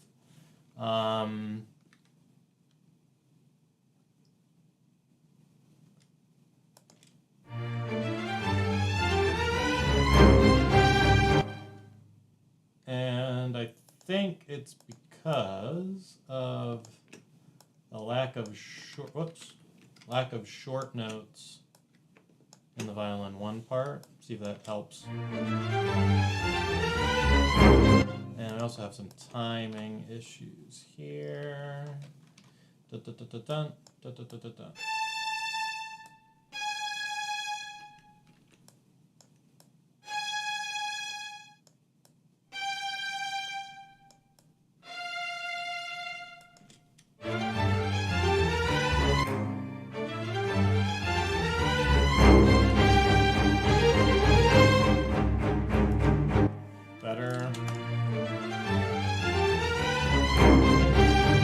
Grab the modulation and change that to something a little bit shorter.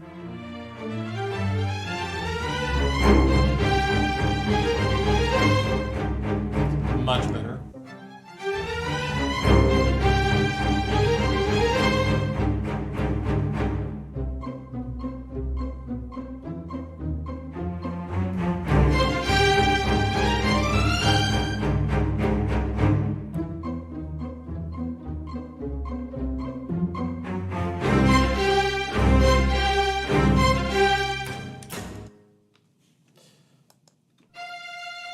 I'm gonna dig these out a little.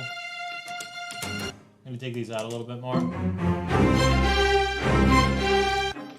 Yeah, it's those bottom ones.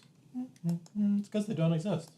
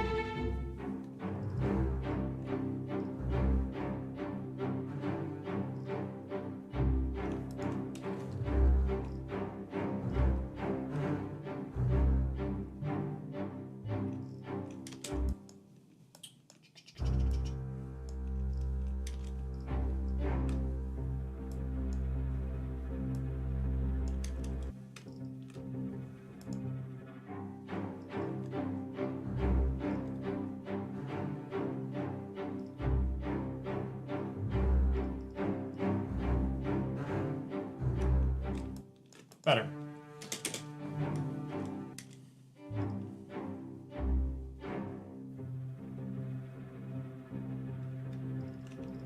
Don't do the ending. Don't do the ending.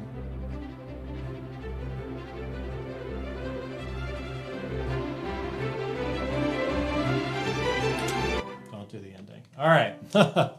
I'm watching my CPU on the monitor, and it's already getting up to like 70%. Like, let's maybe chill it right there. All right, so that is MIDI editing the string parts. Like I said, it's mostly just going through and listening and figuring out what sounds wonky. And what I'm trying to do is just trying to tighten up the MIDI parts so that way when I bump it to audio, it's much clearer. And that'll help a lot when it comes to the next stage, which is audio editing, which we'll cover next week, I've just decided.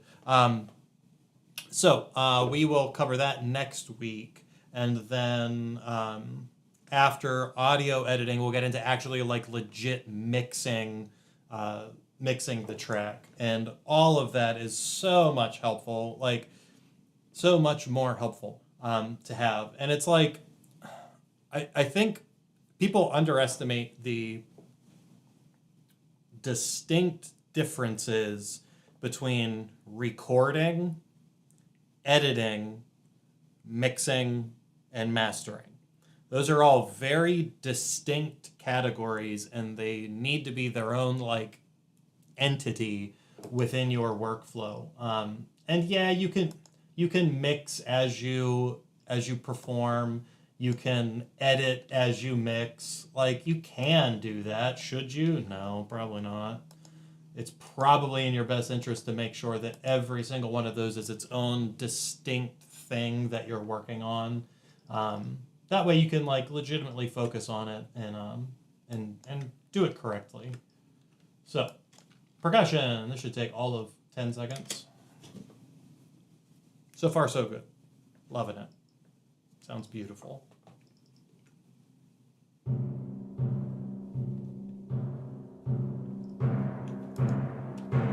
Okay, so we need to do that.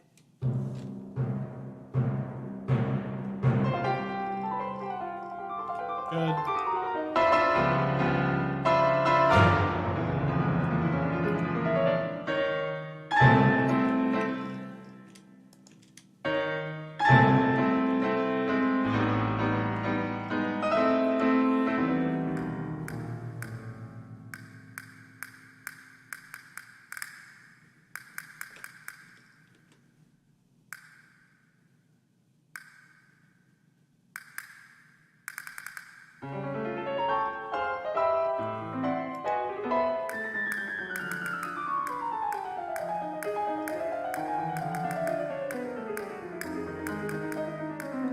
So I think this is just kind of a flashback to when we were recording the percussion parts. This castanet part has to be very rhythmically accurate so that I can distinctly hear, without looking at the music, what that rhythm is supposed to be. So I can distinctly hear the triplets, I can distinctly hear the eighth notes and everything. So that was good because I can, even just looking at it, I can tell what the rhythms are, but listening to it, there's a lot of rhythmic integrity to it, and I can pull out what those rhythms are supposed to be and tell that they're correct.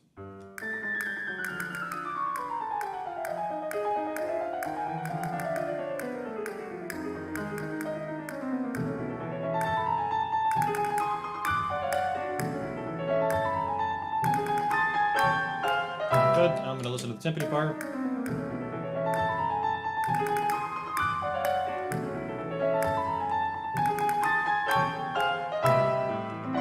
This timpani note sounds just a tad off. Better.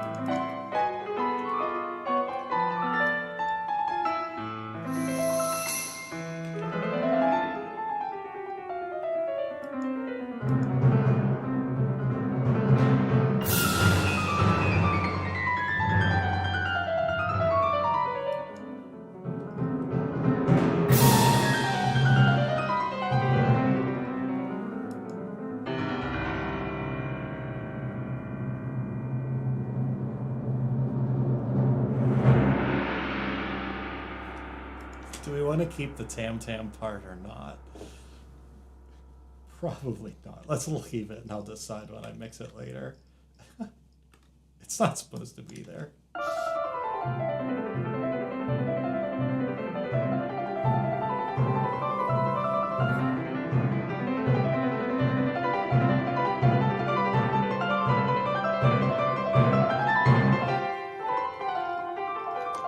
Man, I'm such a good piano player. Performed all that in.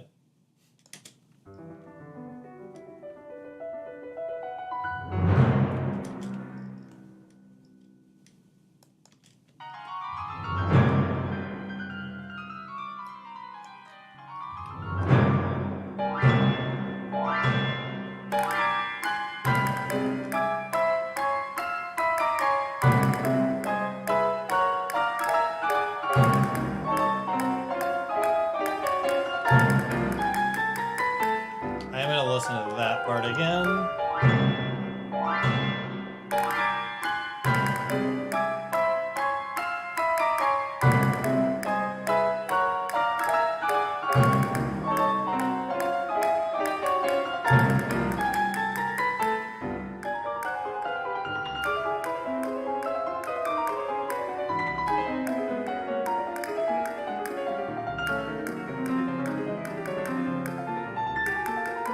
Okay.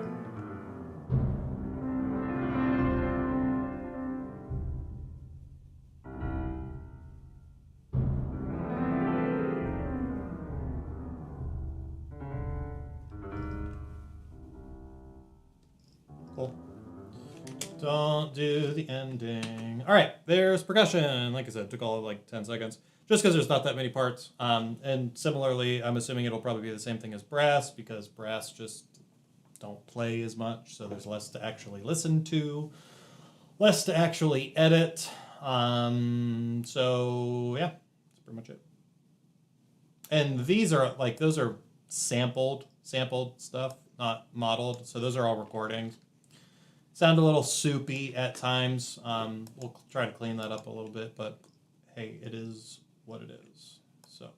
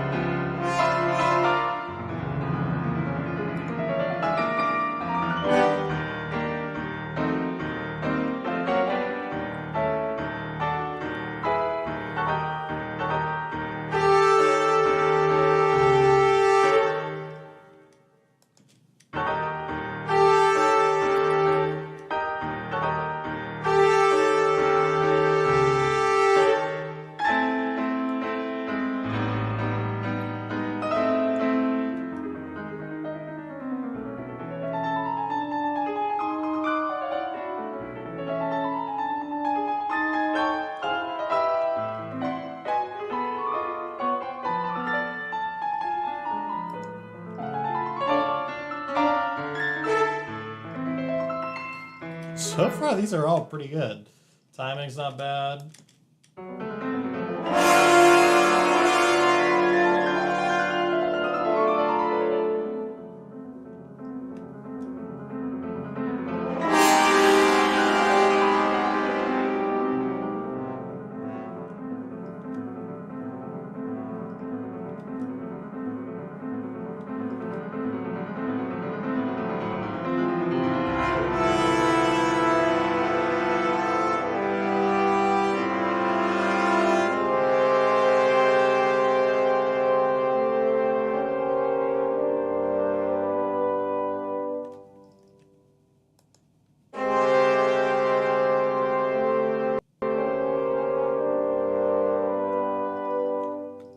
Pretty good.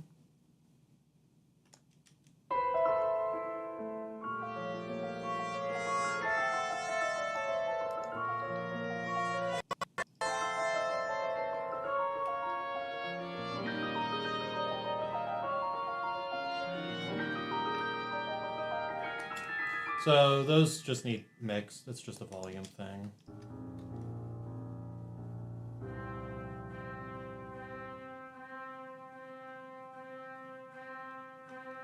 For repeated parts, repeated notes, that's not too bad.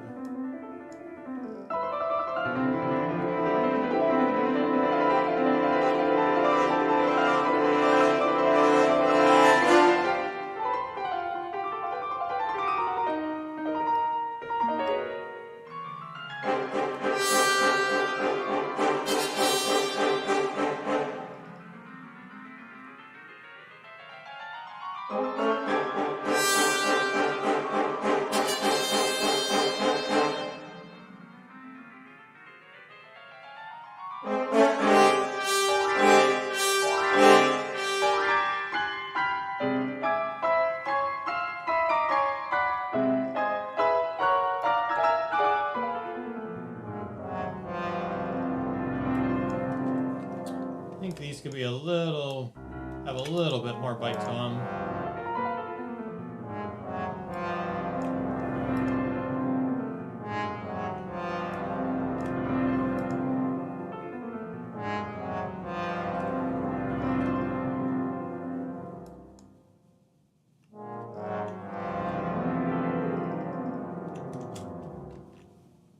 Don't do the ending. Don't do the ending.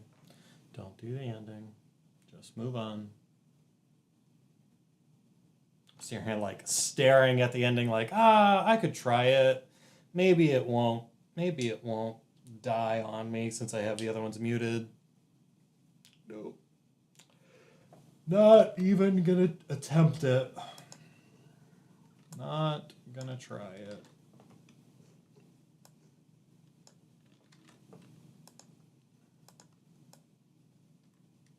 Okay.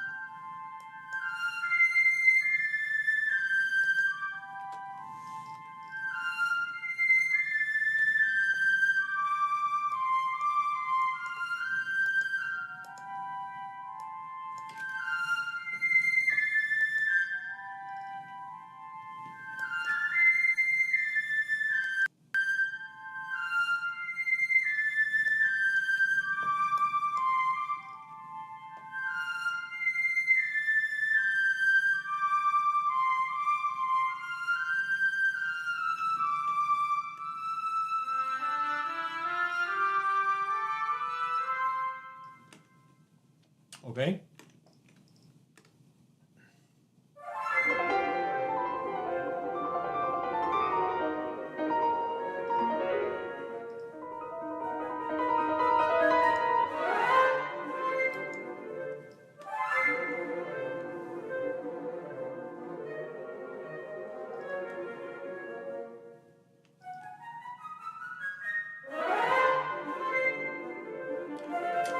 Some mixing stuff, but it's mostly volume stuff that I need to fix, so I'm not worried about it.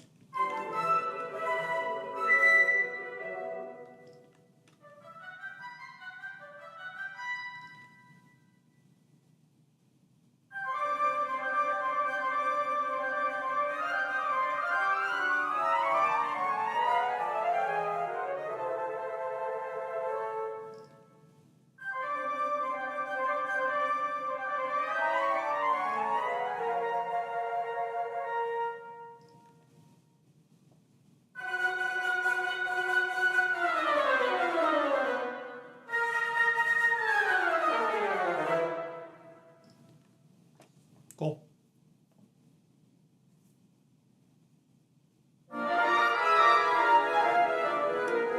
This is the spot I fixed, so it should be good.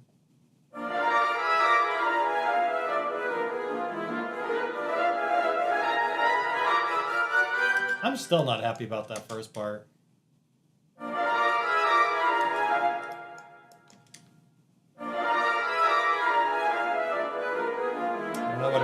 I'll think about it, maybe come back to it. Think about it, maybe come back to it.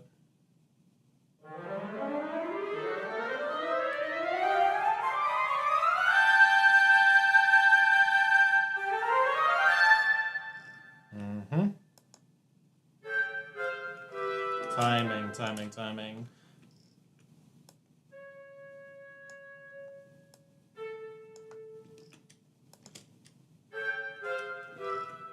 timing.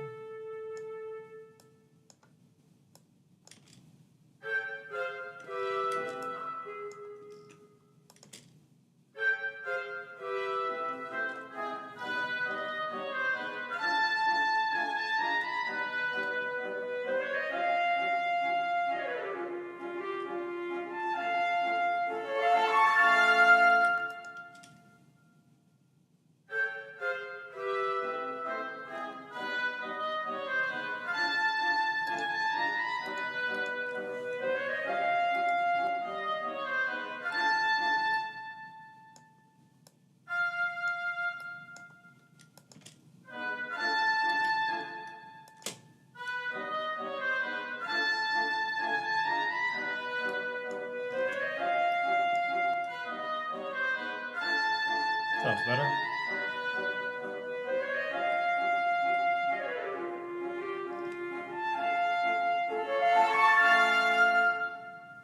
Enough with that.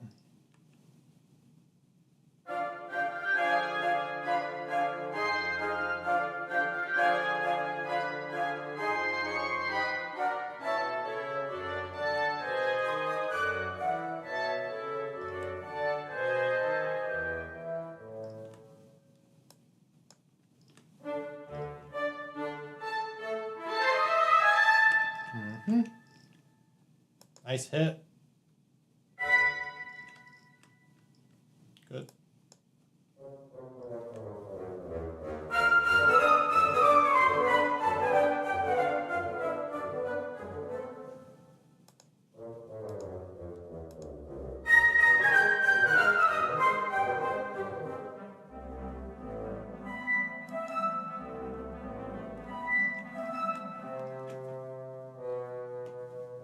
I need to listen to that again because I wasn't paying attention.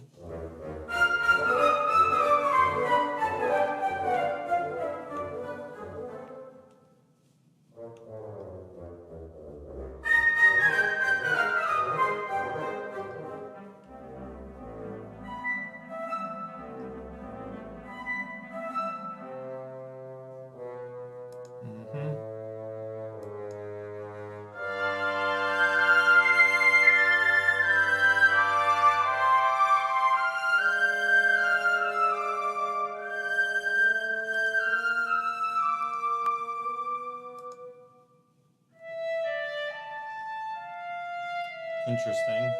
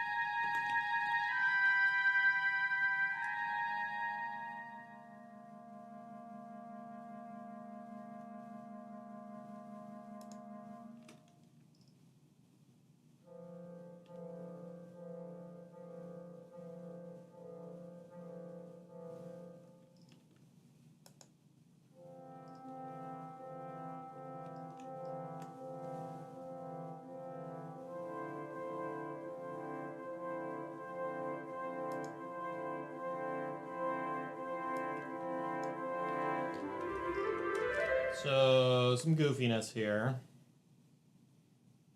Just a little bit.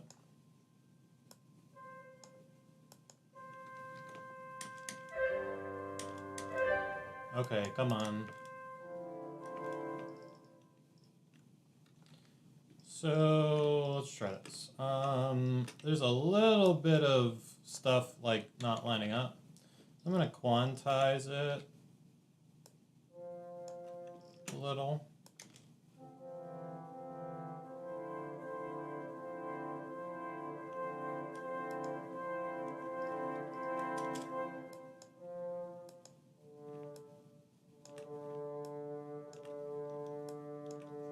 The second bassoon part, I think that's like a little late.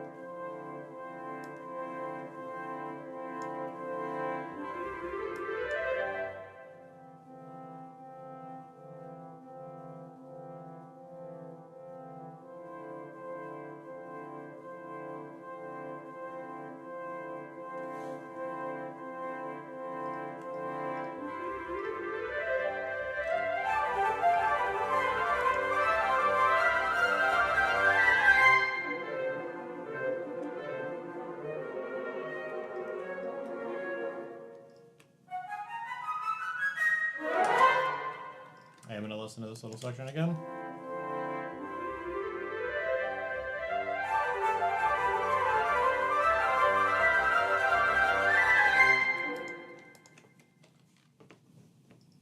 I think these need to be a hair shorter.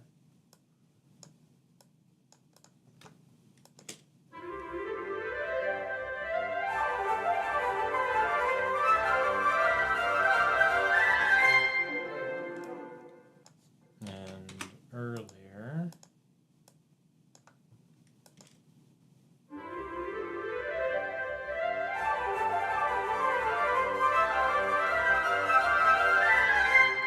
Better.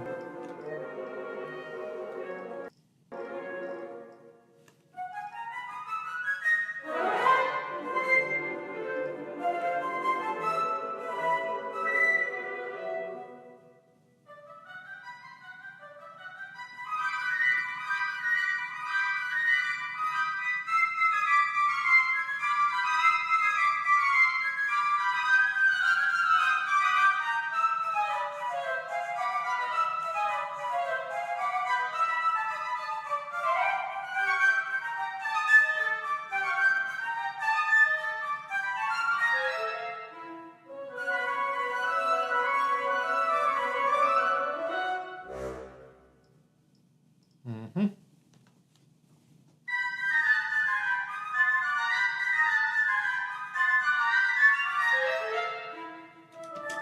Let's maybe make the clarinets a little shorter.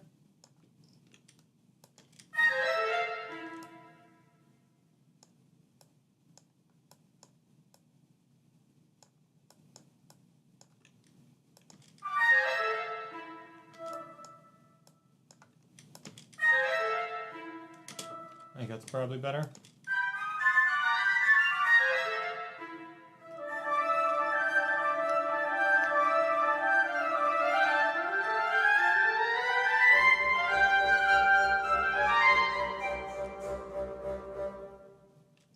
Mm-hmm.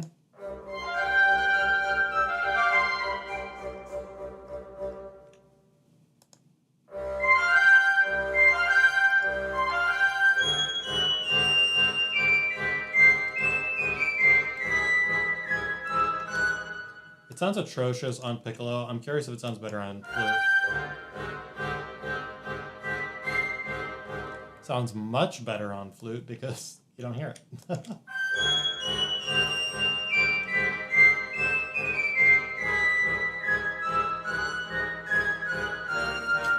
All right, I think the only way we are going to like actually fix this is if we add a little bit of vibrato in here. So that is CC20 is the, come on. CC20 is the rate. I think let's leave that, and 21 is the depth. So let's look at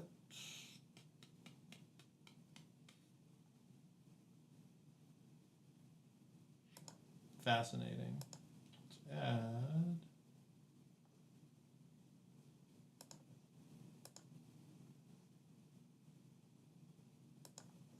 21 and 20.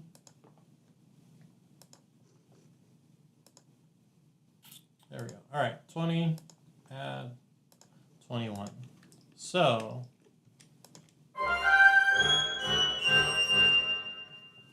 let's set the depth here, which I think is pretty much where it's at, right? And then we're just going to do a little bit of this.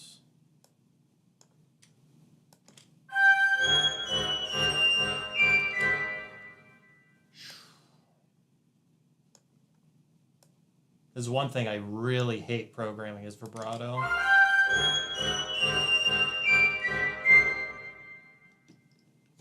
Let's just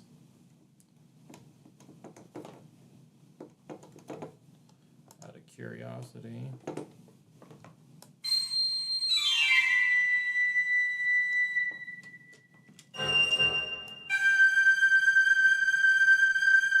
Okay, so the rate needs to be much higher. that is 20, right? Yeah.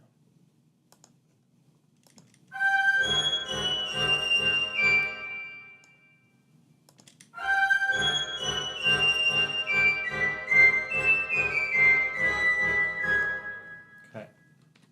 So basically, every time we have one of these long notes, we're adding in a bunch of vibrato.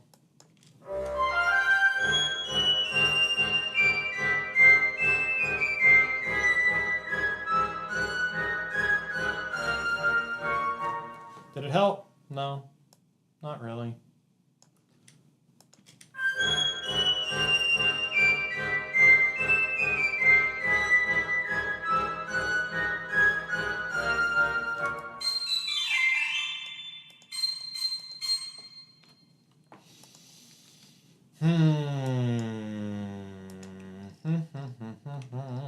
Got like a half hour left.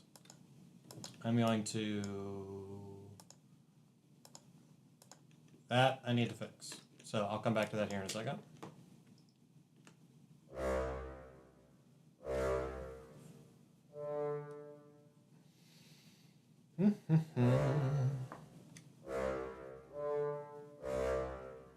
Lovely. We're not going to do the end because it's going to jack everything up. All right, let's go. Flute 1 and 2. This is literally all the way at the end. Ba, ba, ba, da, ba. Piccolo solo. The garbage piccolo solo. Okay. I'm going to do something I don't normally do, and I'm going to swap out the Aaron Venture piccolo, and I'm going to swap it out for, I think I still have Berlin woodwinds on this system. I don't remember. We'll look real quick, and I'm going to try using those. It's so high on the piccolo that I don't think the sample's quite cutting it. Yeah, it just ain't doing it for me. So, contact here. Hopefully I don't overload the CPU doing this. Hey, look at that. Berlin Woodwinds Revive Instruments. Try the single articulations. Try the piccolo. I don't know. What do you think? Marcato. Let's try the Marcato long, and we'll see if it does it or not. Ooh, CPU spiked to 80%. Yikes. All right. Yep, 100%. That's what happened. All right, so while we are waiting for the computer to hopefully stop lagging,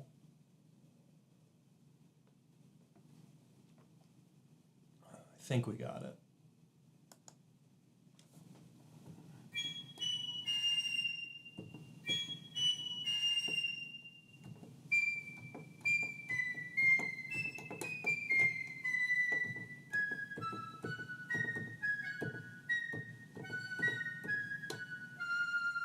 That sounds much, much better to me. Holy cow. So let's try that. Piccolo. And let's, I don't know, just for the sake of doing it, turn it up a little bit.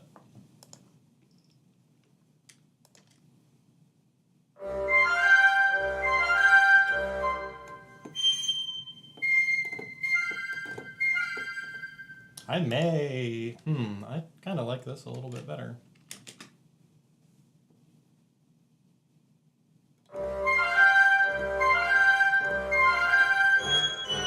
And here we go.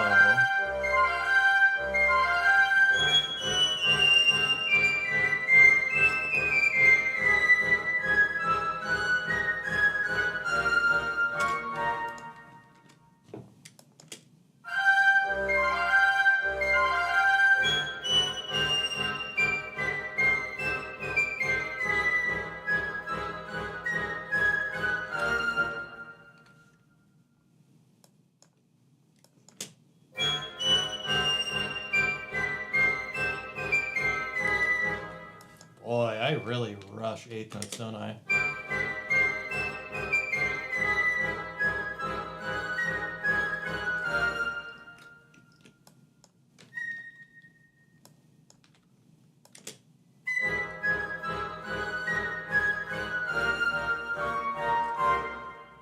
Sounds better, I think.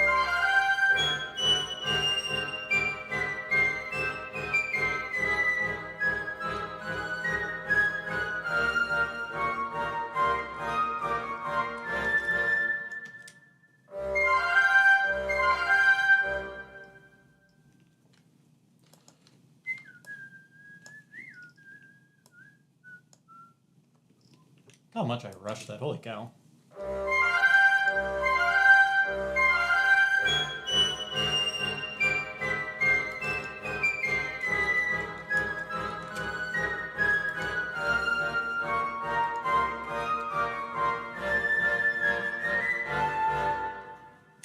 Much better. You know what? And now that I'm like actually listening to them side by side on the same part, I don't know if I like the Air Adventure flutes as much as I like the Berlin woodwind flutes. I don't know.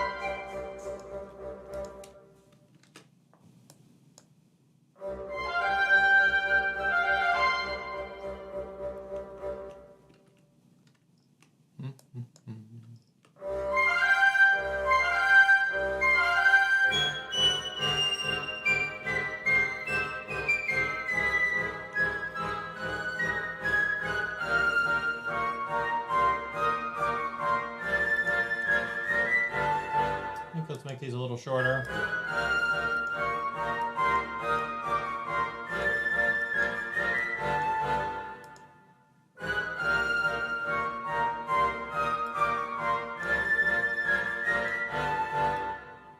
And I think let's make those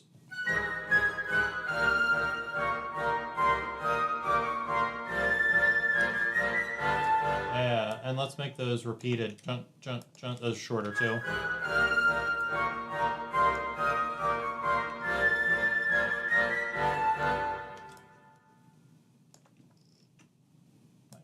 Half the length, maybe.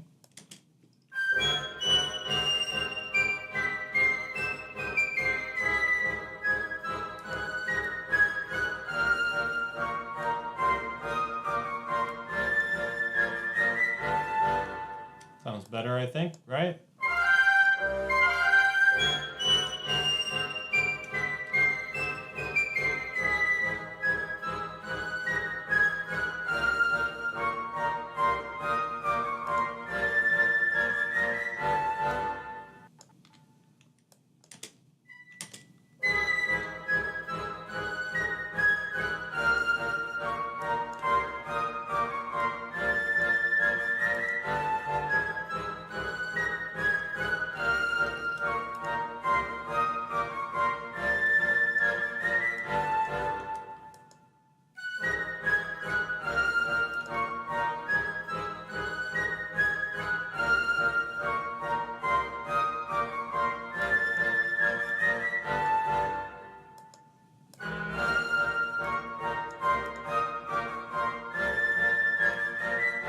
That sounds much better.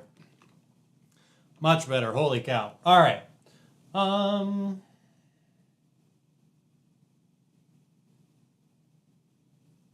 Hopefully I'm saving this before it gets to the ending. Come on.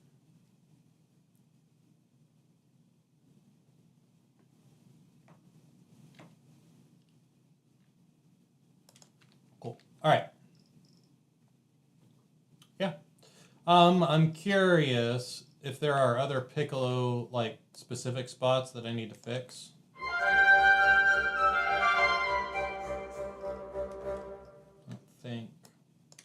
I think that was the worst one for sure.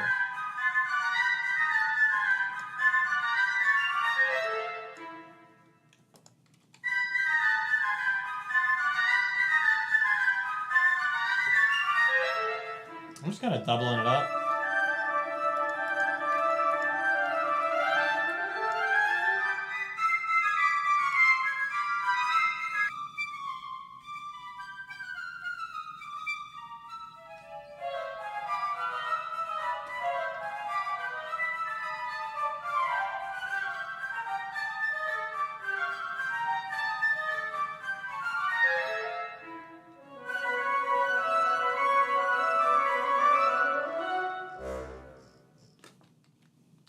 Those are really the only piccolo parts, huh?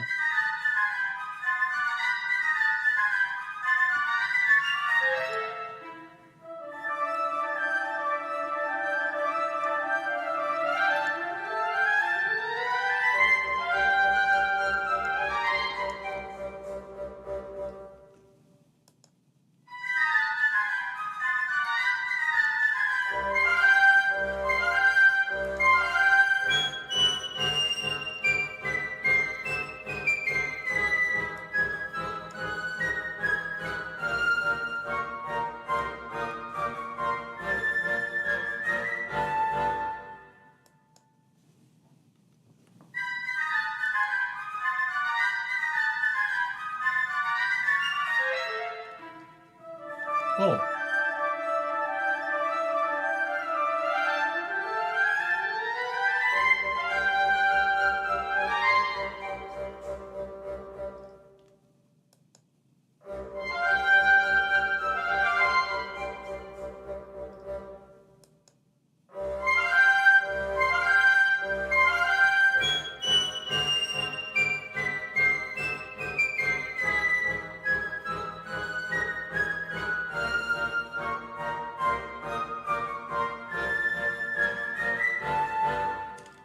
Yeah, I'm good with that. I'm curious if it sounds better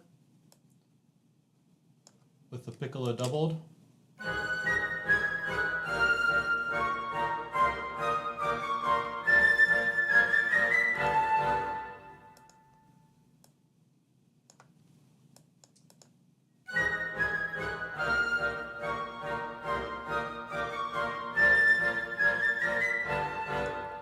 Maybe.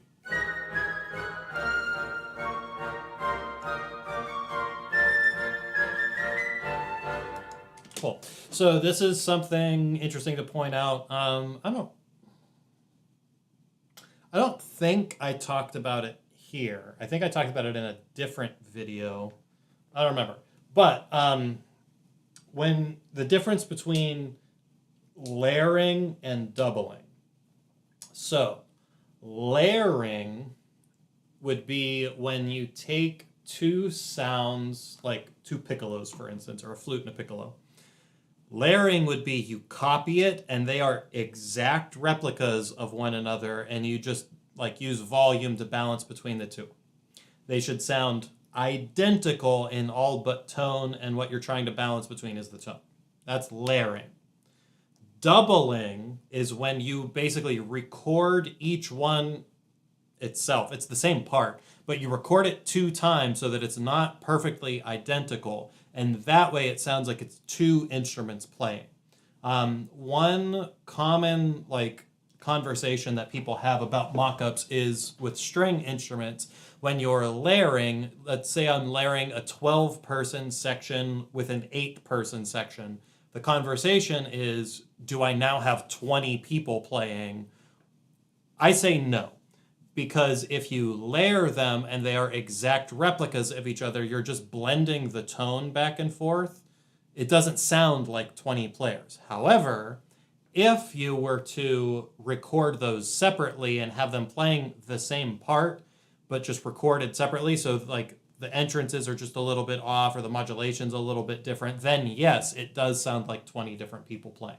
So just something to consider here in the score, and I am trying to stay as accurate to the score as possible. With this piccolo part that I added, it's layering the flute one part. So it's identical to it, not doubling it. So I haven't added a second player, I've altered the tone of the one player that's playing. So just keep that in mind.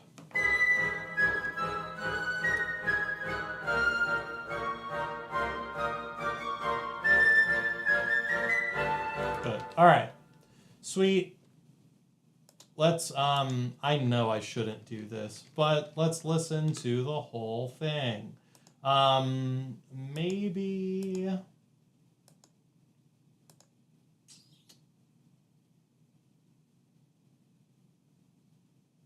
Yeah, I'm going to listen to, like, most of it, and then I'll just stop it to a point where I know it's going to crap out on me.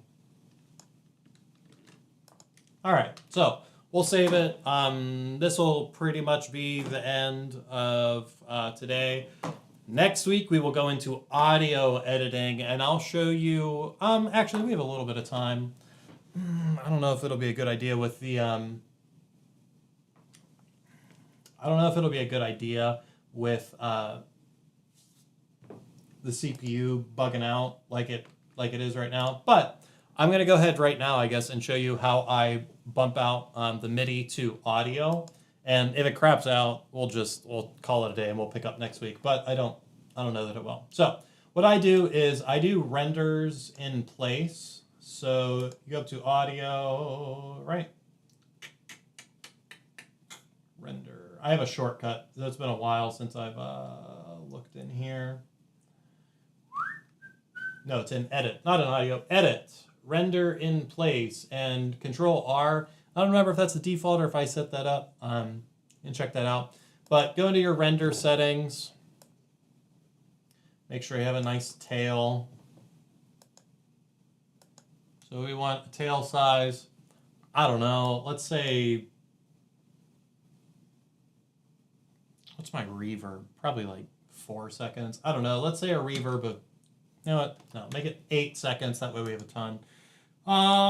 Let's see. So we are going to separate events, dry and transfer the signal settings. Yes, that's what I want to do. Okay.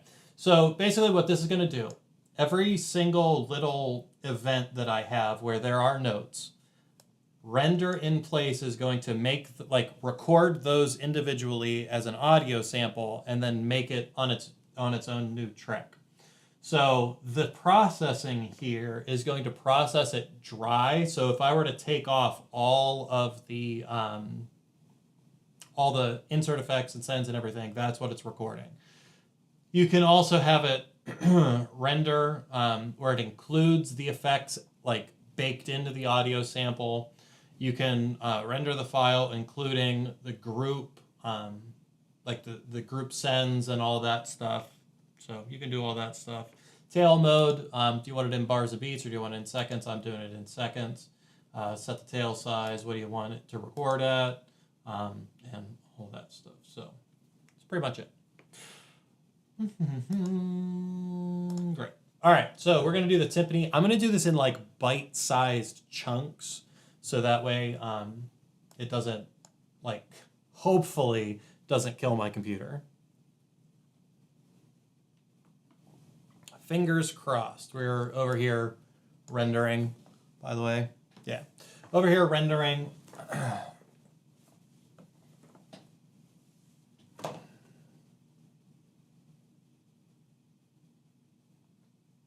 Hopefully that left us a nice little tail on everything.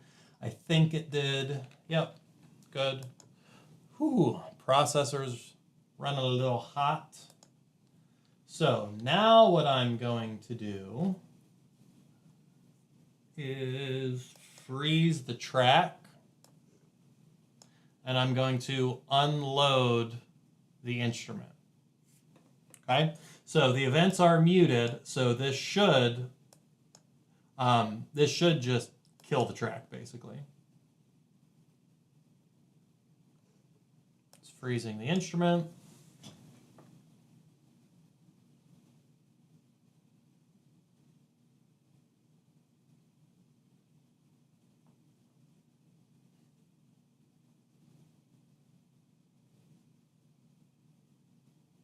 Okay.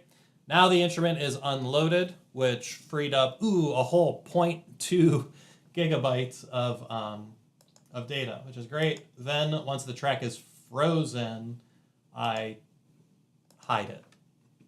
Okay, so that's where we are right now. It is lagging just a little bit.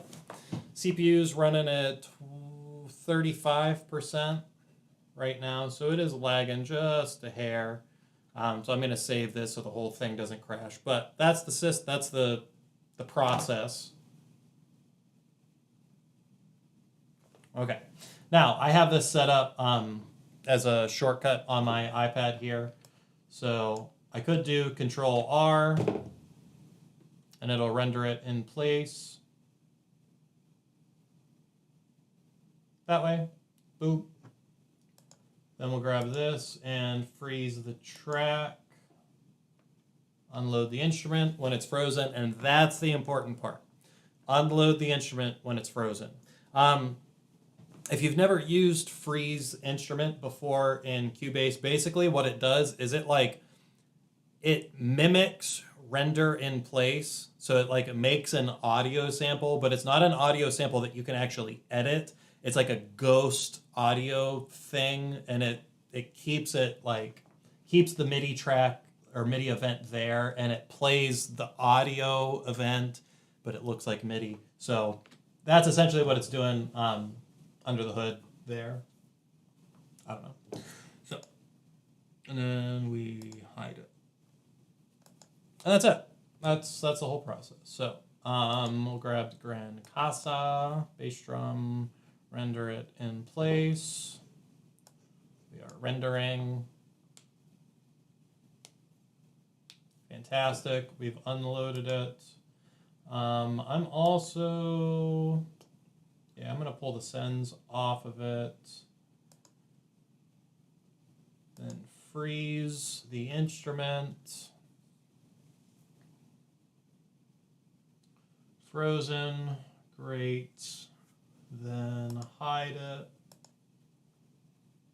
Okay. And you'll see on the track name, there's a little R at the end of it telling you that this is the rendered version. It's the audio version of it, which is what we want. I'll do my tam here. Render in place. Yes, no. Listen to me. There we go. Streaming as I'm doing all this stuff, that is a tricky business. All right, so Tam has a stinking eternal ring to it. So I need a much longer tail.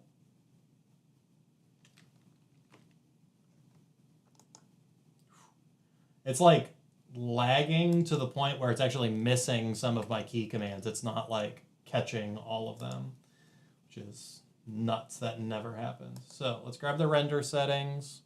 I'm going to make this a 20-second tail.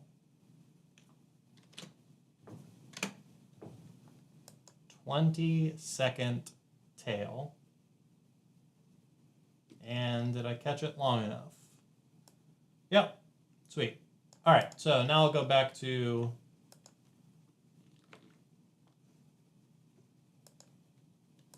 it's literally not catching half of my key commands. Freeze the track so that it unloads. Unload the instrument. Hide the track. Okay. Now I'm going to need to go back and I'm going to adjust my render settings back down to 6 seconds. Let's make it 8. Why not? CPU's running at 48%. Cool. Then we freeze the track, unload the instrument when it's frozen.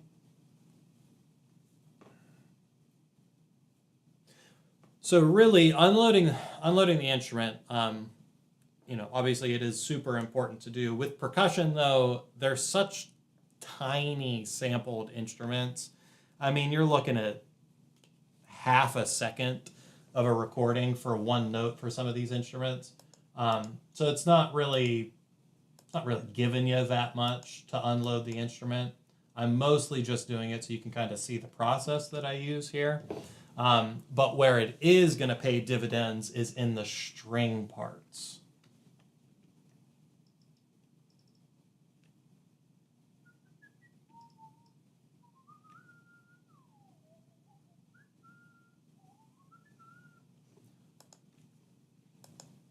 There we go. All right. Sorry, I'm like trying to multitask and think and do stuff at the same time. So where it is going to pay dividends is in the string parts, because number one, I have an absurd number of string tracks, and number two, those sampled instruments take up so much memory, that when you go to use them, that's mostly what's eating up the computer resources is strings. So that is going to be helpful. Also not listening. I'm going to take these off because it's annoying to have it on. All right. So that's all the percussion rendered, which is great. So we'll close that folder. We'll do the brass next. I'm going to save it. So I said it's like legitimately missing some of my key commands because it's CPU's literally running at 48% right now. Like, got a lot of stuff going on. It's thinking a lot.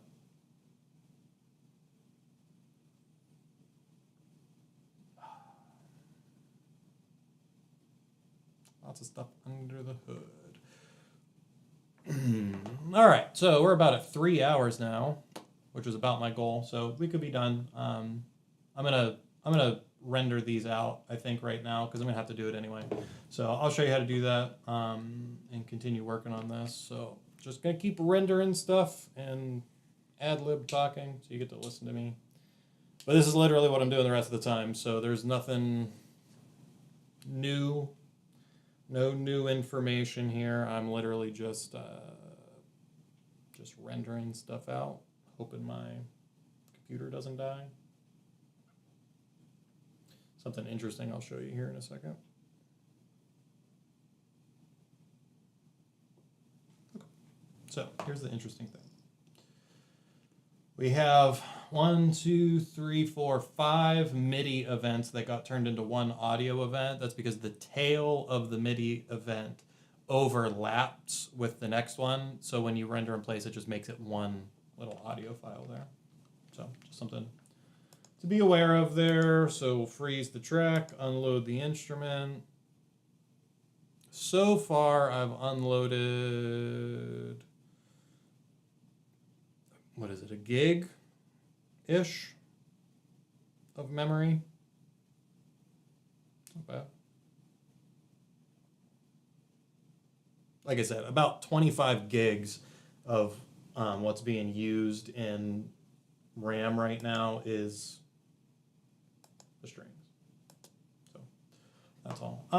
We could also do this, now that I've shown you kind of the process, I can do this in chunks too. So I can do 3 at one time.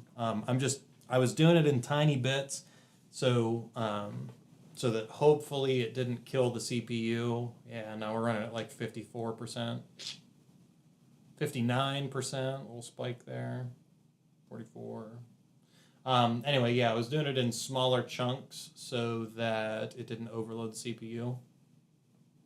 Maybe it's a good idea to continue doing that. I don't know. We're just going to wing it. Keep doing it this way. It's just brass. So hopefully it's not too much. And the woodwind and brass, when I go to offload those or freeze them and unload them from memory, it's really not going to do much for me because, like I said, those are modeled instruments, not sampled instruments. So it's not going to save me a whole lot of RAM, that's all.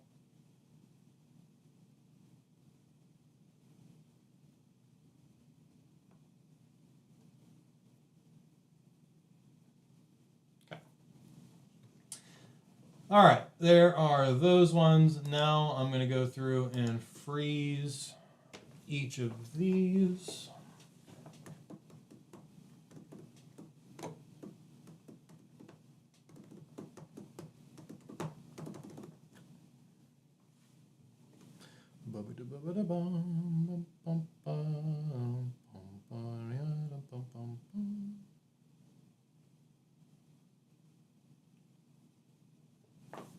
Okay, you are on, you're frozen. Freeze this guy. One thing you'll notice I'm not doing.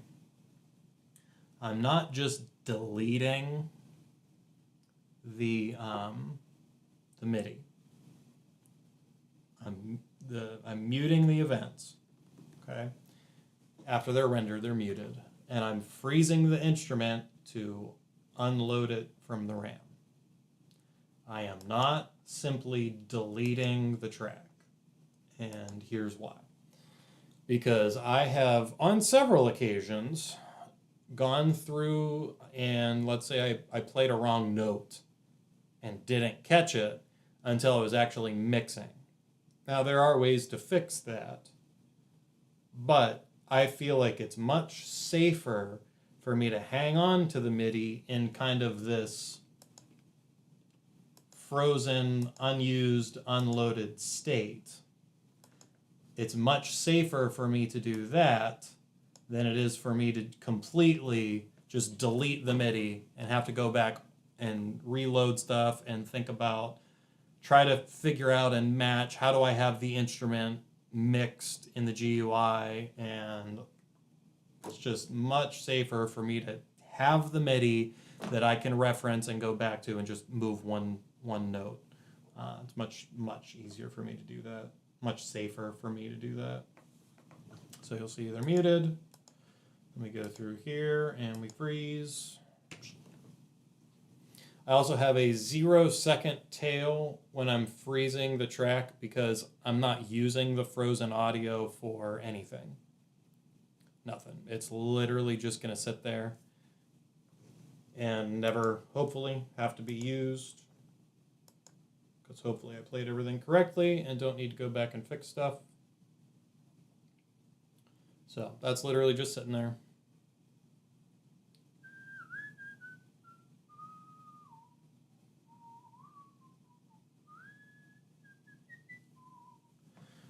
All right, got that. We'll hide those two tracks. Go to my inspector. Then we'll render it. Render all the low brass. I thought it was interesting. Prokofiev did not use a tuba. Did not use a tuba in the piano concerto. It's just a set of 3 trombones. Kind of interesting. Given he also didn't use a full trumpet section. So it's not a full brass section by any means. But he did double up the woodwinds, so I would assume you'd want to use a full brass section, like the full 4 horns, which he did. 3 trumpets, 3 or 4 trombones, and tuba. But he did not do that. Might be something to, might be something related to the, like, sparse brass writing. That could have something to do with it, like why pay the musician to sit in the orchestra when you're only going to use them a handful of times. That could have been it. Could also have something to do with wanting a little bit of a lighter texture because it's a piano concerto, not a full orchestral, like it's not a symphony, it's not anything like that, it's a piano concerto. So could have something to do with that. Could have something to do with, like I said, just the logistics of paying the musician to just sit there and not do anything. I've definitely made orchestrational decisions based on that before. And we will hide these. Okay, that's brass and percussion done. Let do woodwinds. We're going to be dangerous, and I'm going to do all the woodwind renders in one go. Let's save it first so I don't jack myself up here. So this is something interesting. The memory usage has actually gone up a hair from when I started the brass. And the reason why that is would be that like when you freeze the instrument, it records the audio and then puts that audio in memory. So it's like pulling one big long sample. So the audio snippet for the brass, that much, that is more audio than the instrument itself actually loads. Like the VST instrument itself actually loads.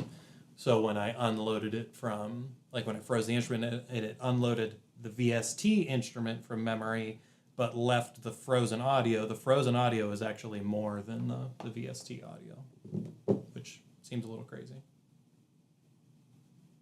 But that's what it is. I still can't get over, like, I do think I like the Berlin flutes more than the Aaron Venture flutes, which is weird because I like Aaron Venture pretty much everything. But I think it's almost like a synthy sound, the flutes, and I think that's why I don't like it. Like, you don't capture the actual tone and character of the instrument, especially the piccolo. It just doesn't capture that quite as well, I think. So that's maybe why the sampled version sounds better than the, what's it called, modeled version. I don't know. Could be, could not be. I could just be making stuff up. I don't know. So we'll do all the woodwind parts here. Then we'll do the piano. And I'm also going to do a little, not witchcraft with the piano part, but I'm gonna hedge my bets, maybe, let's say, with the piano, and try to fix that one section where I had to make a new track because it was like the thuddy key sound. Actually, I don't think I need to, actually. I'm going to anyway. I will anyway.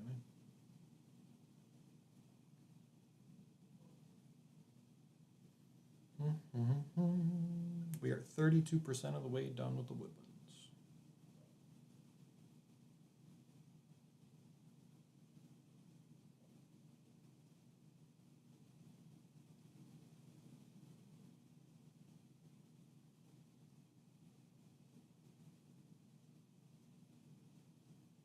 I don't think when you render something in place, this is maybe an interesting question for somebody who knows more about Cubase than I do.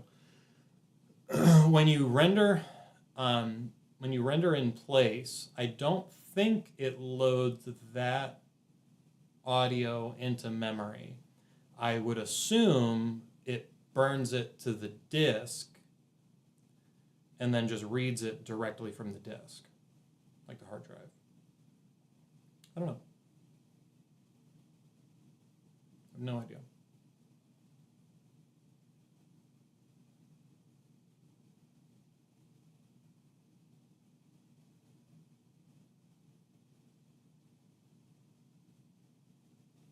I'm just thinking about that. I'm sitting here looking at the memory usage, and it keeps like going up, and then it comes right back down, up and right back down. And I'm wondering if maybe as it's writing it to the disk, it throws it in memory, and then once it's done writing the audio event, it dumps it from the memory. Who knows?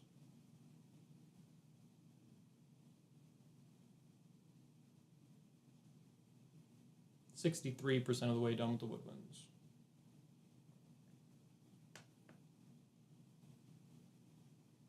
Like I said, not doing anything else, I'm literally just rendering out the parts so you can see the whole process. I'm not like cheating and doing anything behind the scenes.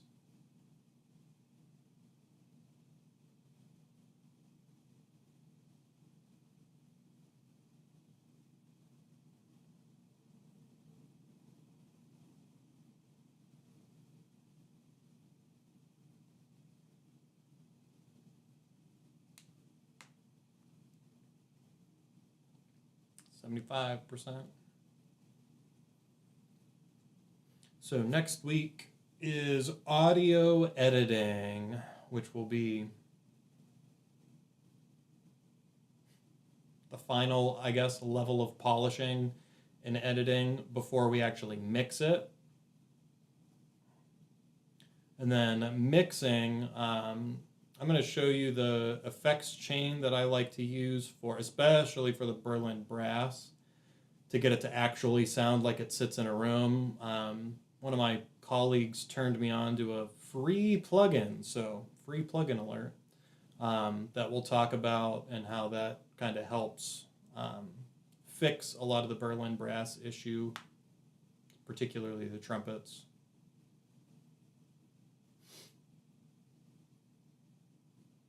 88%.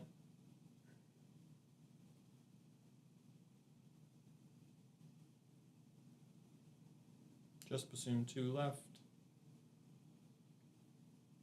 Yeah, we're floating right around 36 gigs of memory still in use after unloading all the percussion and all the brass. So down about, I don't know, gig and a half from where we were. And I have 64 gigs on this system. I would like to spend like $5,000 and get a workhorse, but I don't need to at the moment. Ideally, the setup would be though just one computer that like legitimately does everything that I need to. I thought a while ago about doing like a master slave configuration and using VE Pro. Just seems like way more effort than what I actually need it for. You know, I'm not running a 10,000, not running like a 10,000 track template by any means. So I don't really need that. But I think one issue that I'd like to resolve that I have with this computer is like a lot of audio dropouts that happen whenever I'm using, what one is it? The UR824 that I have from Steinberg, the audio interface. Like pretty much anytime I hook up an audio interface and try to run the ASIO through that, it just constantly drops. I mean, constantly drops. And somebody told me that's because I'm using an X99 chipset in the computer, and that doesn't play well with ASIO, like through audio interfaces. So there's something, it's like a Z chip motherboard that I should be running with that, I think is what it is. I have to look at my notes. This was like 2 years ago that I had this conversation.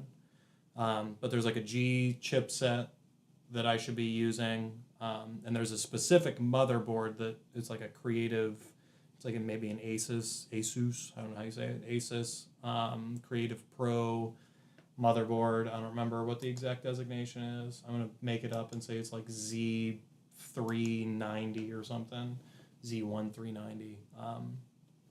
But anyway, it's like the Creative Pro motherboard that apparently works pretty well with that. Definitely will be upgrading at least the main hard drive in the computer to an M2 chip instead of a solid state drive like I have right now. I also have an array of, I don't know how many, 4 solid state drives that kind of like I partitioned out all the sample libraries. So one of those hard drives, all of them solid state drives. One of those drives is for the brass and percussion. One of those drives is for the woodwinds and keys and choir. No, I don't remember. Have to look. One of those is for like string. I think maybe it's strings and synths, woodwinds and choir and FX. And then the other one is maybe brass and percussion. I don't remember. I'd have to look. But I figured I would break them up that way. So whenever I'm using like a large template, I'm not pulling a ton of samples. Like let's say I had choir and strings. Those are two massive samples that are going to have to be pulled, and I don't want to pull them all from the same hard drive, so I have them split up. Given I don't know if there's a bottleneck going on at the hard drive or at the motherboard that would, not make that matter anyway. Who knows? Then there's a CPU. There's a 10-core CPU that I want to get. It's like an i9 98,000. I don't know, something like that. Intel chip. Never run an AMX chip before. AXM, AMX, I don't remember. Never run the other chip before. AMD, I don't know. Whatever the other chip brand is. Never run them before. Whenever I was reading about building this system, talked more about stability than speed, because you're not really going to have that much of a difference in speed between the two chips, but Intel is much more stable. So I decided to go with that one instead. There's all my woodwinds. Let's do this guy. So here's what I'm going to end up doing. I'm going to duplicate these tracks. And then I'm going to duplicate this audio. So basically what's happening is I'm now taking this audio and playing it on this instrument. And the reason why I'm doing that has to do with the... Did we miss it? Render. There we go. Has to do with whenever we were inputting that, I noticed like this clacky sound because it was in the higher end of the instrument. So it's like that key sound. So that was in it. Which normally isn't terrible. The big issue is it's repetitive. And it was like this big ornamental run. So when you have that sound being repetitive, it gets you like that machine gun effect. And we do not want the machine gun effect whenever we're doing stuff like this. So that's why I pulled that out.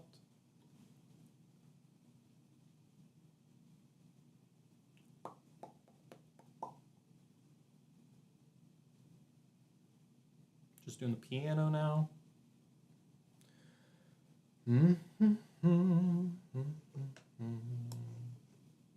I guess you can watch my entertainment as well. See here, like I said, not doing anything else. I'm just sitting here talking, BSing.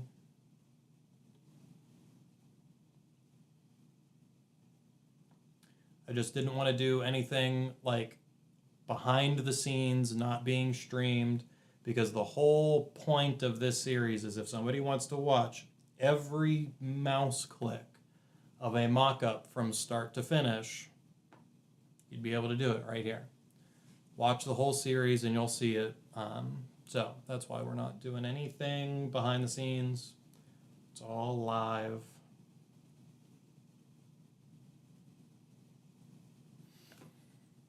I think I'm ready to give my verdict on Piano Tech, though. I'm pretty happy with it, to be honest.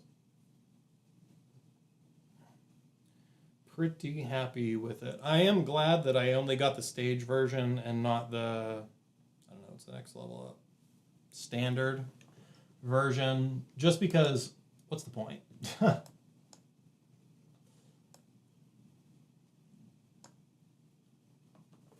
Not really any point to it. Yeah.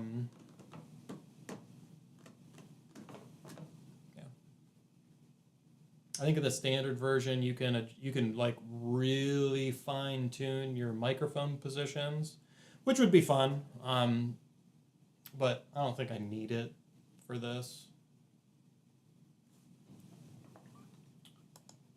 Not necessary. Yeah, maybe we'll just freeze all these. We're still floating just around 36 gigs of memory here.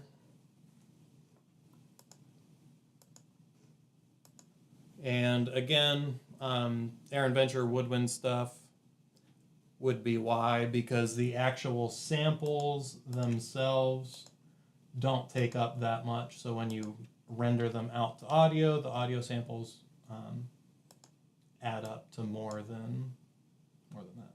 All right, now for the strings. This is where we should start seeing some real progress as far as unloading, like unloading stuff from RAM. And then we'll take a look and see what the RAM is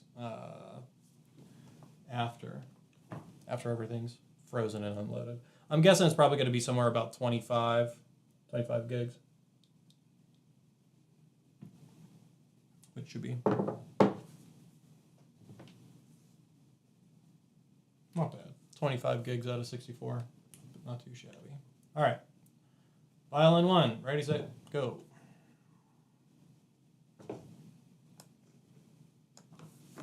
Watch my entertainment here as well. You'll notice that I don't know, I haven't talked about the actual layout of the Cubase session yet. Obviously, like, I have things in folders, and that's mostly for navigation. Once the project gets like pretty large, I want to be able to navigate quickly, and I have some keypads set up. You know what? Maybe I will do a tutorial or walkthrough or just some random video about my touchscreen that I developed. Programmed, not developed. I didn't develop crap. I just programmed it.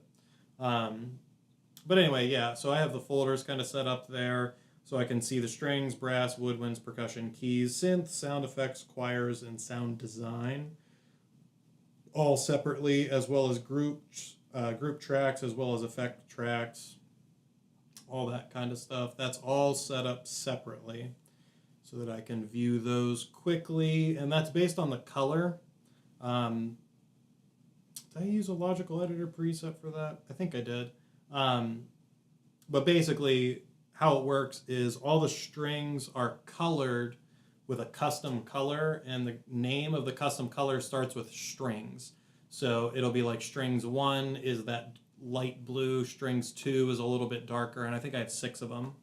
And it goes through, and you can grab whatever one. And how the logical editor works is it hides all of the tracks and then shows only the tracks that what is it? It shows only the tracks whose color name contains the word strings, which seems wordy, and it is, but that's how it works. Little weird, but it works pretty well. And now we should start seeing some payoff, some relief here with the memory.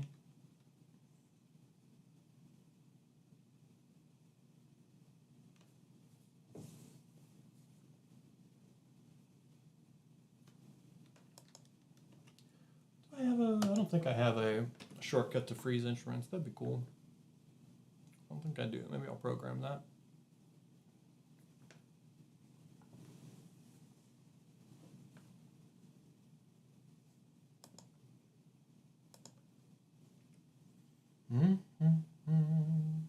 Let's see, what else is on this touchpad? Honestly, it's just buttons for the stuff that I end up using a lot, but don't want to remember what the key switches are, or didn't want to program like hotkeys basically on the keyboard for the whole thing, because I use them a lot, but not often enough that I'm actually going to remember what it is. So yeah, so just unloading 1, 2, 3 of the violin tracks, we've already dumped a gig of memory. and it'll probably be more. It's probably just in the background offloading. But anyway, so it's stuff that I use a lot, but not often enough that I'm actually going to remember what the keys, like what the key command is. So I programmed it on there so I can just press the thing. So there's a section specifically for like when I'm editing MIDI. I can show the velocity lane, modulation, like CC1 lane. I can show the pitch bend lane. I can show the sustain, expression, vibrato speed, and vibrato depth lanes. Cannot freeze an inactive instrument. I disagree. Anyway. So I can show those. I can also view all of the lanes that are in use with show lanes. I can hide all the lanes. I also have stuff, because I do a lot of stuff for clients where I'm just like cleaning up MIDI. And that was quick. Doing stuff for a lot of different clients where I'm just cleaning up MIDI. And so I have deleting aftertouch, deleting modulation, expression, and all the CC data. I have quantize on there, even though I remember that one. Quantizing the ends, fixing the lengths to all of my MIDI notes. And then there's some cool ones on there. Selecting notes in a given range, like in a given velocity range. That one's pretty helpful with Aaron Venture's stuff when I forget to set like a minimum legato level. So I can grab all the notes that are below like 40 and then just pull all of them up. That's pretty helpful. And then the very bottom, that's a cool one. I use, whenever I'm doing like a harp gliss, I'll show you guys how I do that. It's kind of fun. But you can grab all of the notes of a certain pitch. So I can grab like all the C's or all the C sharps. I can grab all the D sharps, E's, F's, whatever that I want to, and just move all of those individually. So when I'm going to do a harp gliss and I just like rip across the white keys, but there's supposed to be an F sharp in it, rather than me trying to play a gliss in that's never going to sound right, I play it in C, and then I adjust the all the F's up a half step. So it works pretty well. Kind of cool.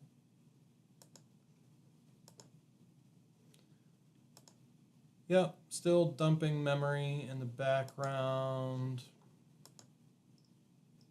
So there's violin 1. Let's grab violin 2.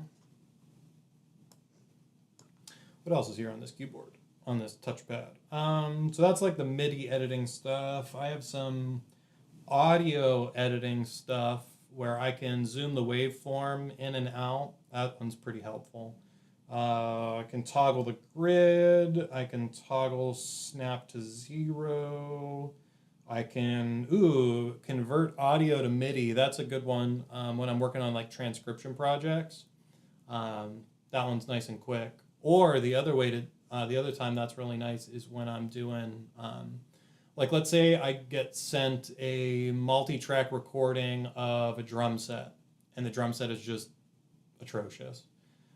I have Easy Drummer, which is Tune Track, I think. And I can use that convert audio to MIDI, and it can take like the kick drum, and at a certain threshold it'll like make a MIDI event, and then I can drag that into the Easy Drummer, onto the Easy Drummer track, and drag it to where the kick drum sample is, and voila, I've completely replaced my drum sound without actually having to do any like mastery EQ stuff. It's just a lot cleaner sounds to work with after the fact. So that's kind of cool. That's a nice one. Lengthening, fade in and fade out, go into the crossfade menu, all that kind of stuff. I can align audio. Maybe I'll use that a little bit next week. I'll experiment with that. Aligning audio, de-essing stuff, which is really, there's only one way to de-ess stuff, which is go in and just cut the actual S sound out of the audio event. Don't use de-essing plugins. They're garbage. None of them work correctly. Just like do the dirty work and actually chop them out. Rendering in place. I can render the click track to audio, detect and remove silence, bouncing audio, which is a little bit different than render in place, but not really. Cool. Anything else? Reverse. I can render and reverse stuff, which is pretty helpful with like cymbal risers. Like let's like just hit a cymbal, render it to audio, and reverse it so you have like a kind of sound. That's pretty helpful with sound design stuff. Over on the left, I have some like I can add a marker track. I can add musical markers. I can add time markers separately. So that's helpful whenever I'm doing like a soundtrack. And like there's a sync point that I need to hit. I would use a time marker, but let's say I'm doing something where there's a little bit of rubato in the tempo. I would use a musical marker for that, so that way if I drag the tempo up and down a little bit, the marker follows it. So that's kind of cool. Clearing the locators is good whenever I'm trying to like set where my cursor goes, but I keep accidentally like dragging the locators. It's just annoying to look at, so I threw that on there to clear the locators. Closing all folders, navigation, toggle all zones. That's kind of cool. I don't know if you're familiar. Zones in Cubase. I can open up stuff down on the bottom. I can open up the right zone. All that stuff. The left zone I pretty much have up all the time because I use the stuff on it all the time. But it doesn't always need to be there. Honestly, for editing, probably don't even need the left zone, but I like to have it up. Closing all my editors, closing all the plugin editors, toggling the video in the mixer window. That's usually whenever I'm doing soundtrack work. I have two screens, so on my right screen I'll have either the mixer or the video that I'm working with, and then it'll when I want to go to the other one, I just toggle that and it flips it, which is nice. Helpful. If anyone wants to shoot me like $5,000 for my dream setup, probably end up working with probably 3 screens, I would imagine, maybe 4, but definitely 3 screens, which is just helpful when you're doing soundtrack work to have that 3rd screen. Don't know how I'd set it up yet, but definitely 3 screens.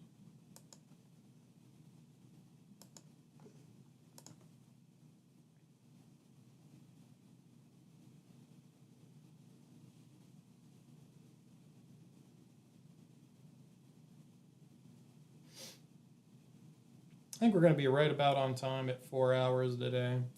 Seems pretty normal. Seems about like what I sit here doing.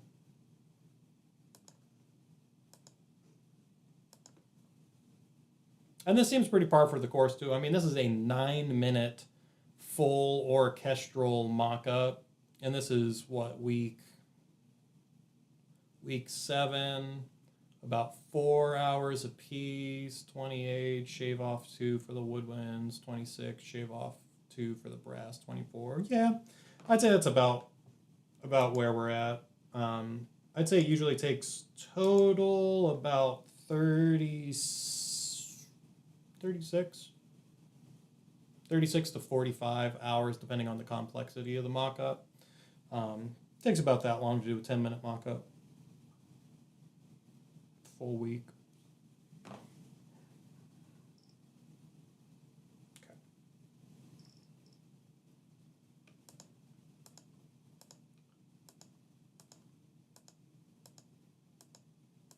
It's enjoyable though, so. Garbage.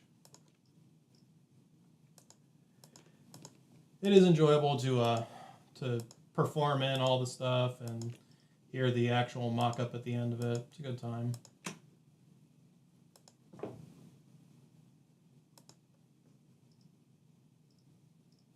Okay. Violin 1, done. Violin 2, done. Now the vla part. Render it. I have noticed I don't know, I've noticed a considerable improvement in the mock-up quality though over the last year or so. Stuff was pretty good before that. Like the vibe was good, the performance of it was good, but I didn't really know how to edit stuff. I didn't do any audio editing prior to this. Like prior to this year, never ever did audio editing. That was something I learned like in June. And recently, within like the last month or so, just started learning a little bit more about how to mix the stuff and like actually kind of design the sound so that it sounds like it's in a real room. Because that's kind of what I was missing. I'd throw reverb on a close sound and think that made it sound like it was sitting in a room.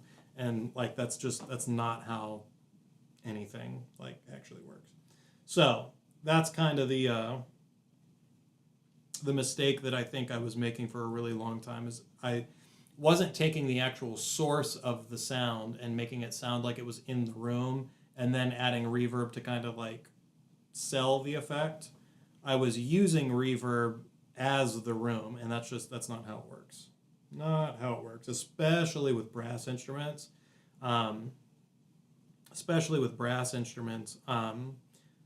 When you're listening to even a recording of them, so much of what you're hearing is the room, not just the instrument itself. So you need to be able to like put it in the room, and there's certain like audio qualities that go along with that, with the fact of it being in the room. Like high frequencies don't travel the same as low frequencies, so when you're like at a distance from an instrument, you need to adjust those and all that stuff.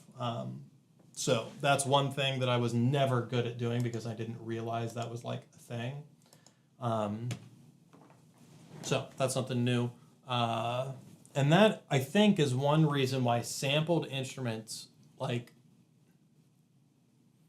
they sound more realistic, but they don't perform well. Like, you can instantly tell that a sampled instrument is a sample the minute it goes to play something. The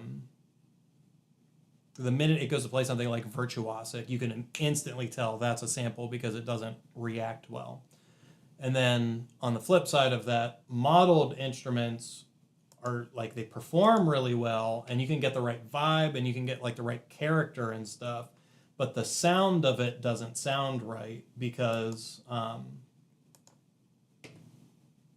it's modeled and you don't hear the actual room itself. So that's the issue there. And if you can overcome that difference, either by blending sampled and modeled instruments or by using modeled instruments for the virtuosic stuff when you really need the playability, and then using sampled stuff for kind of like the pad synth background stuff, slow legato stuff, that's where sampled stuff really shines. So if you can overcome that, you're in good shape.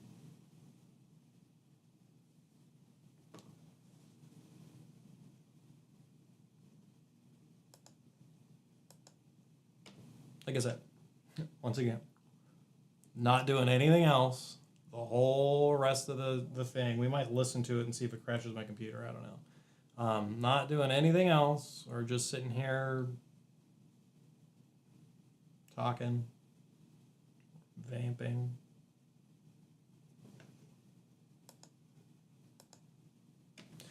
Currently down to 32 gigs used, so we're down about, I don't know, what was it at, 38?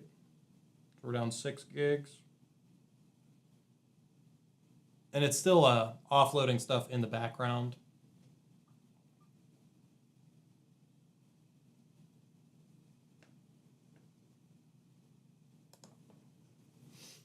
I'm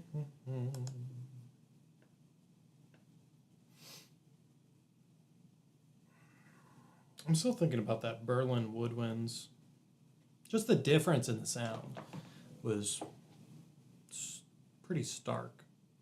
But I've used, I don't know, maybe that's not the right path to go down, because that used to be my go-to library, and I stopped using it specifically when I discovered Aaron Venture. So maybe it's just because I haven't used it in a while and it sounds new and exciting that I want to go back and use it. That's probably what it is. Probably it. And don't get me wrong, there are definitely instances, even in this mock-up, definitely instances where a sampled instrument would outshine Aaron Venture. 100%. 100%. And I think it goes to, there is no one instrument, like one sample or one instrument library. There is no one that does everything well, even within instruments, within a trumpet, itself. You may piece together 3 different samples, 3 different VSTs to get the sound that you want. And not even layering necessarily, but like this section I'm going to use Aaron Venture, this section I'm going to use Berlin Brass, this section I'm going to use Cinematic Studio Brass. Like, you can do that. There's nothing wrong with that. Just costs money. What's money? Just buy all the libraries and then you'll be fine.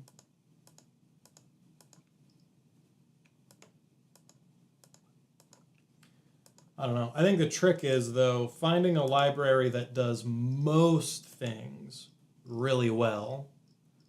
And then in the instances where you just can't get it to cooperate, swapping out for another library. Only in those instances where you can't get it to work right. And I think Aaron Venture stuff fits that bill pretty well. Definitely one of the best libraries as far as like virtuosic stuff. I don't like it a whole lot for chorale stuff. I'd still go with sampled instruments for chorale. It's just me. But like slow legato, thick sections. But for pretty much anything else, Aaron Venture's the go-to library. Hopefully he finishes his string library soon, because I have not found a single string library that I actually like for most things. Especially with concert music, like this. Everything is just so geared towards the epic sound, or it's geared for like the soft, massive string section. So they're playing quiet, but it's a huge string section. It's really hard to find like smaller concert stuff. And it is a very unique sound too. Like more chamber style stuff has a much more intimate sound. And yes, I know Spitfire has chamber strings, and there are other chamber strings out there. Lass has their Divisi sections, but it's still not the same. It's not the same thing. It doesn't sound the same.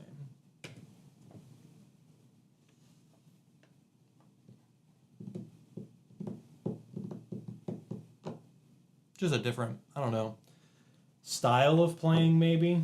Is that it? Different style? I don't know. There's a lot more like grit to, especially if you listen to if you go and listen to like the European or the like a Russian, Eastern European maybe is the best example of this orchestra. That was quick. Go listen to like an Eastern European orchestra, and just like the, I don't know, grit, I think is a good word to describe it, of the string section. Like, it's way different than this cinematic stuff.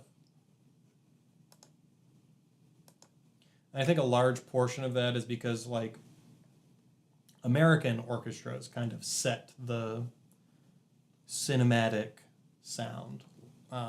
London Symphony Orchestra definitely followed that vein. But, you know, LA is where that sound was developed. And American orchestras are very unique in that musicians learn how to play their instrument in an ensemble. Like trumpet. I started in 5th grade playing with band, and like the overwhelming majority of my experience is playing in an ensemble. Not doing solo stuff, but in an ensemble. So a large concern that you have, and something that you're always thinking about, is blend. How am I blending with other instruments, with other musicians? What's the balance like? Does my tone fit in here? And that is wildly different from what they do in Europe, and even to a large degree in, say, in Japan or in China, where there they learn to play their instrument as a soloist. So they take lessons, they learn how to play solo repertoire. And you develop a much beefier tone, I guess is maybe a way to describe it. But when you listen to like the Moscow, is it the Moscow Symphony Orchestra? Is that the name of it? I think it's the Symphony Orchestra in Moscow. Every single string player in that orchestra is playing as if they were a soloist. And just how they produce the tone and how they interpret things, like it's way different than an American orchestra would do it. And I'm partial to that sound for sure. Like that's the kind of sound that I want, which is what I'm hoping that I can achieve with Aaron Venture's stuff. That's my goal. I want to get it to sound like an Eastern European orchestra. So, Mr. Venture, if you can get on that, that'd be pretty sick. All right, so we're down to 27 gigs. Like I said, I guessed about 25 gigs. Excuse me, I need to go yell at my cat. Stop it.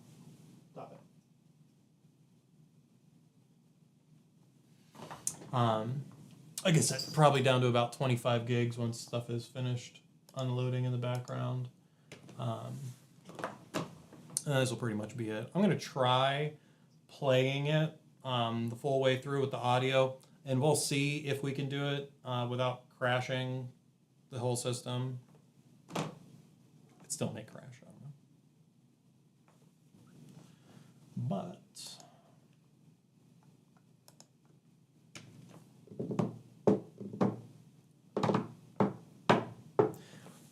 if you're watching this far into this stream and you've watched all the other ones and you're like digesting the whole thing, going through the whole process with me, leave me a comment right here and just be like, hey, yep, that's me.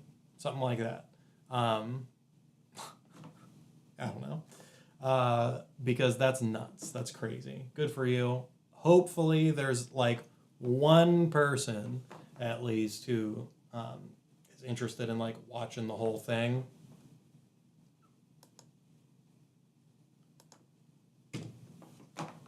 Because I know like I'm sure that these videos are going to get like 6 views, 7 views. And I'm sure the actual premiere of the mock-up is going to get, who knows, 100 views. But hopefully there is like one person at least who's going to watch this whole thing and like find it relatively useful. So,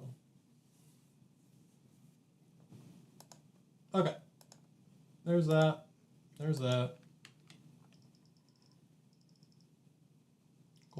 all the string parts. That's everything. So, let's do that. Opened all of it. I'm going to zoom all the way out. Zoom in a little. Yeah, that's cool. Now I'm going to do this. Actually, I don't know why I did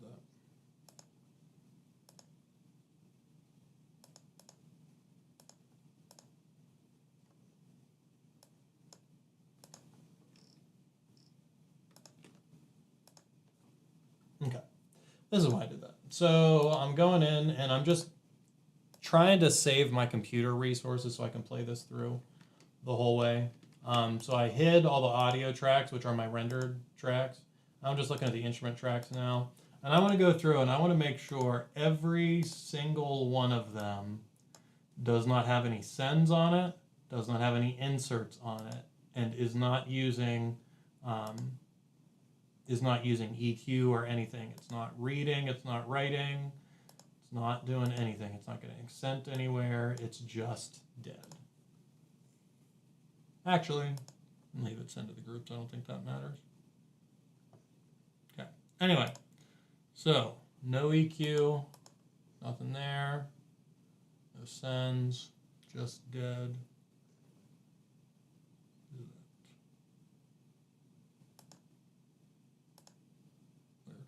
Okay. Piccolo, nothing. It's not doing that either. This one, no gain, turn that off. It's not reading or writing. No EQ, it's not reading or writing. No EQ, it's not reading or writing. No EQ, it's not reading or writing. Oh, I want to turn that off, not on. All right, and again, this is literally just so that I'm trying to save resources here. No EQ, no read or write. No EQ, no read or write. No EQ, no read write. No EQ, no read write.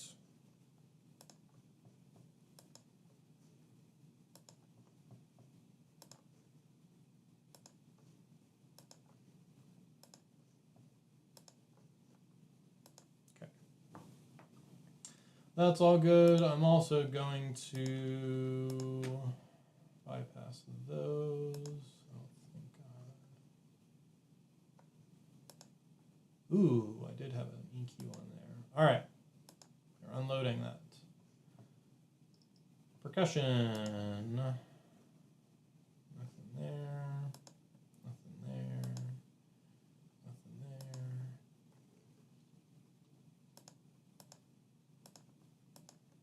No sends. Absolutely nothing.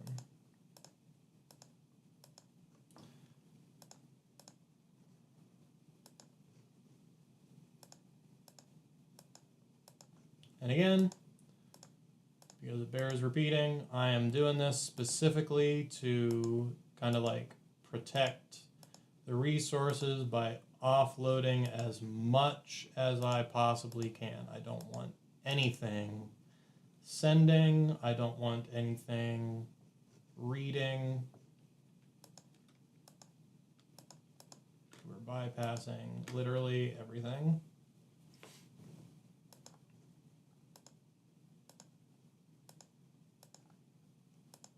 Reverb's a big one. Reverb is a pretty intense processing effect.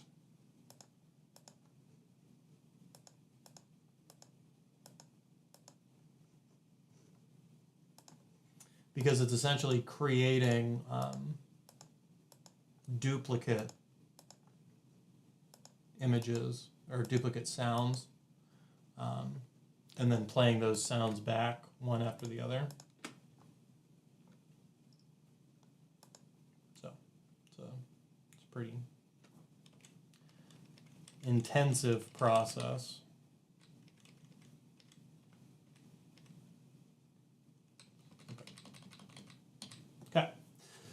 Good there. Strings. Nothing.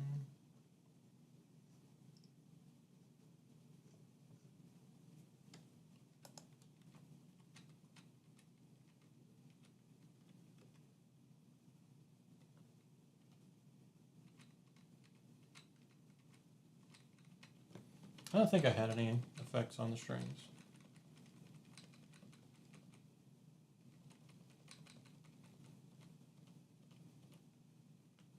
Cool. So bypass, bypass. Good to go. All right, so now, theoretically, these should pretty much just be done. So I don't need to look at those anymore. Let's just look at the audio tracks. All right, we'll save it. If it dies, it dies. If it dies, it dies. All right, so next week, audio editing. Following week, mixing. Be cool. All right, we'll see you then. We'll watch the whole thing, and then we'll see you then.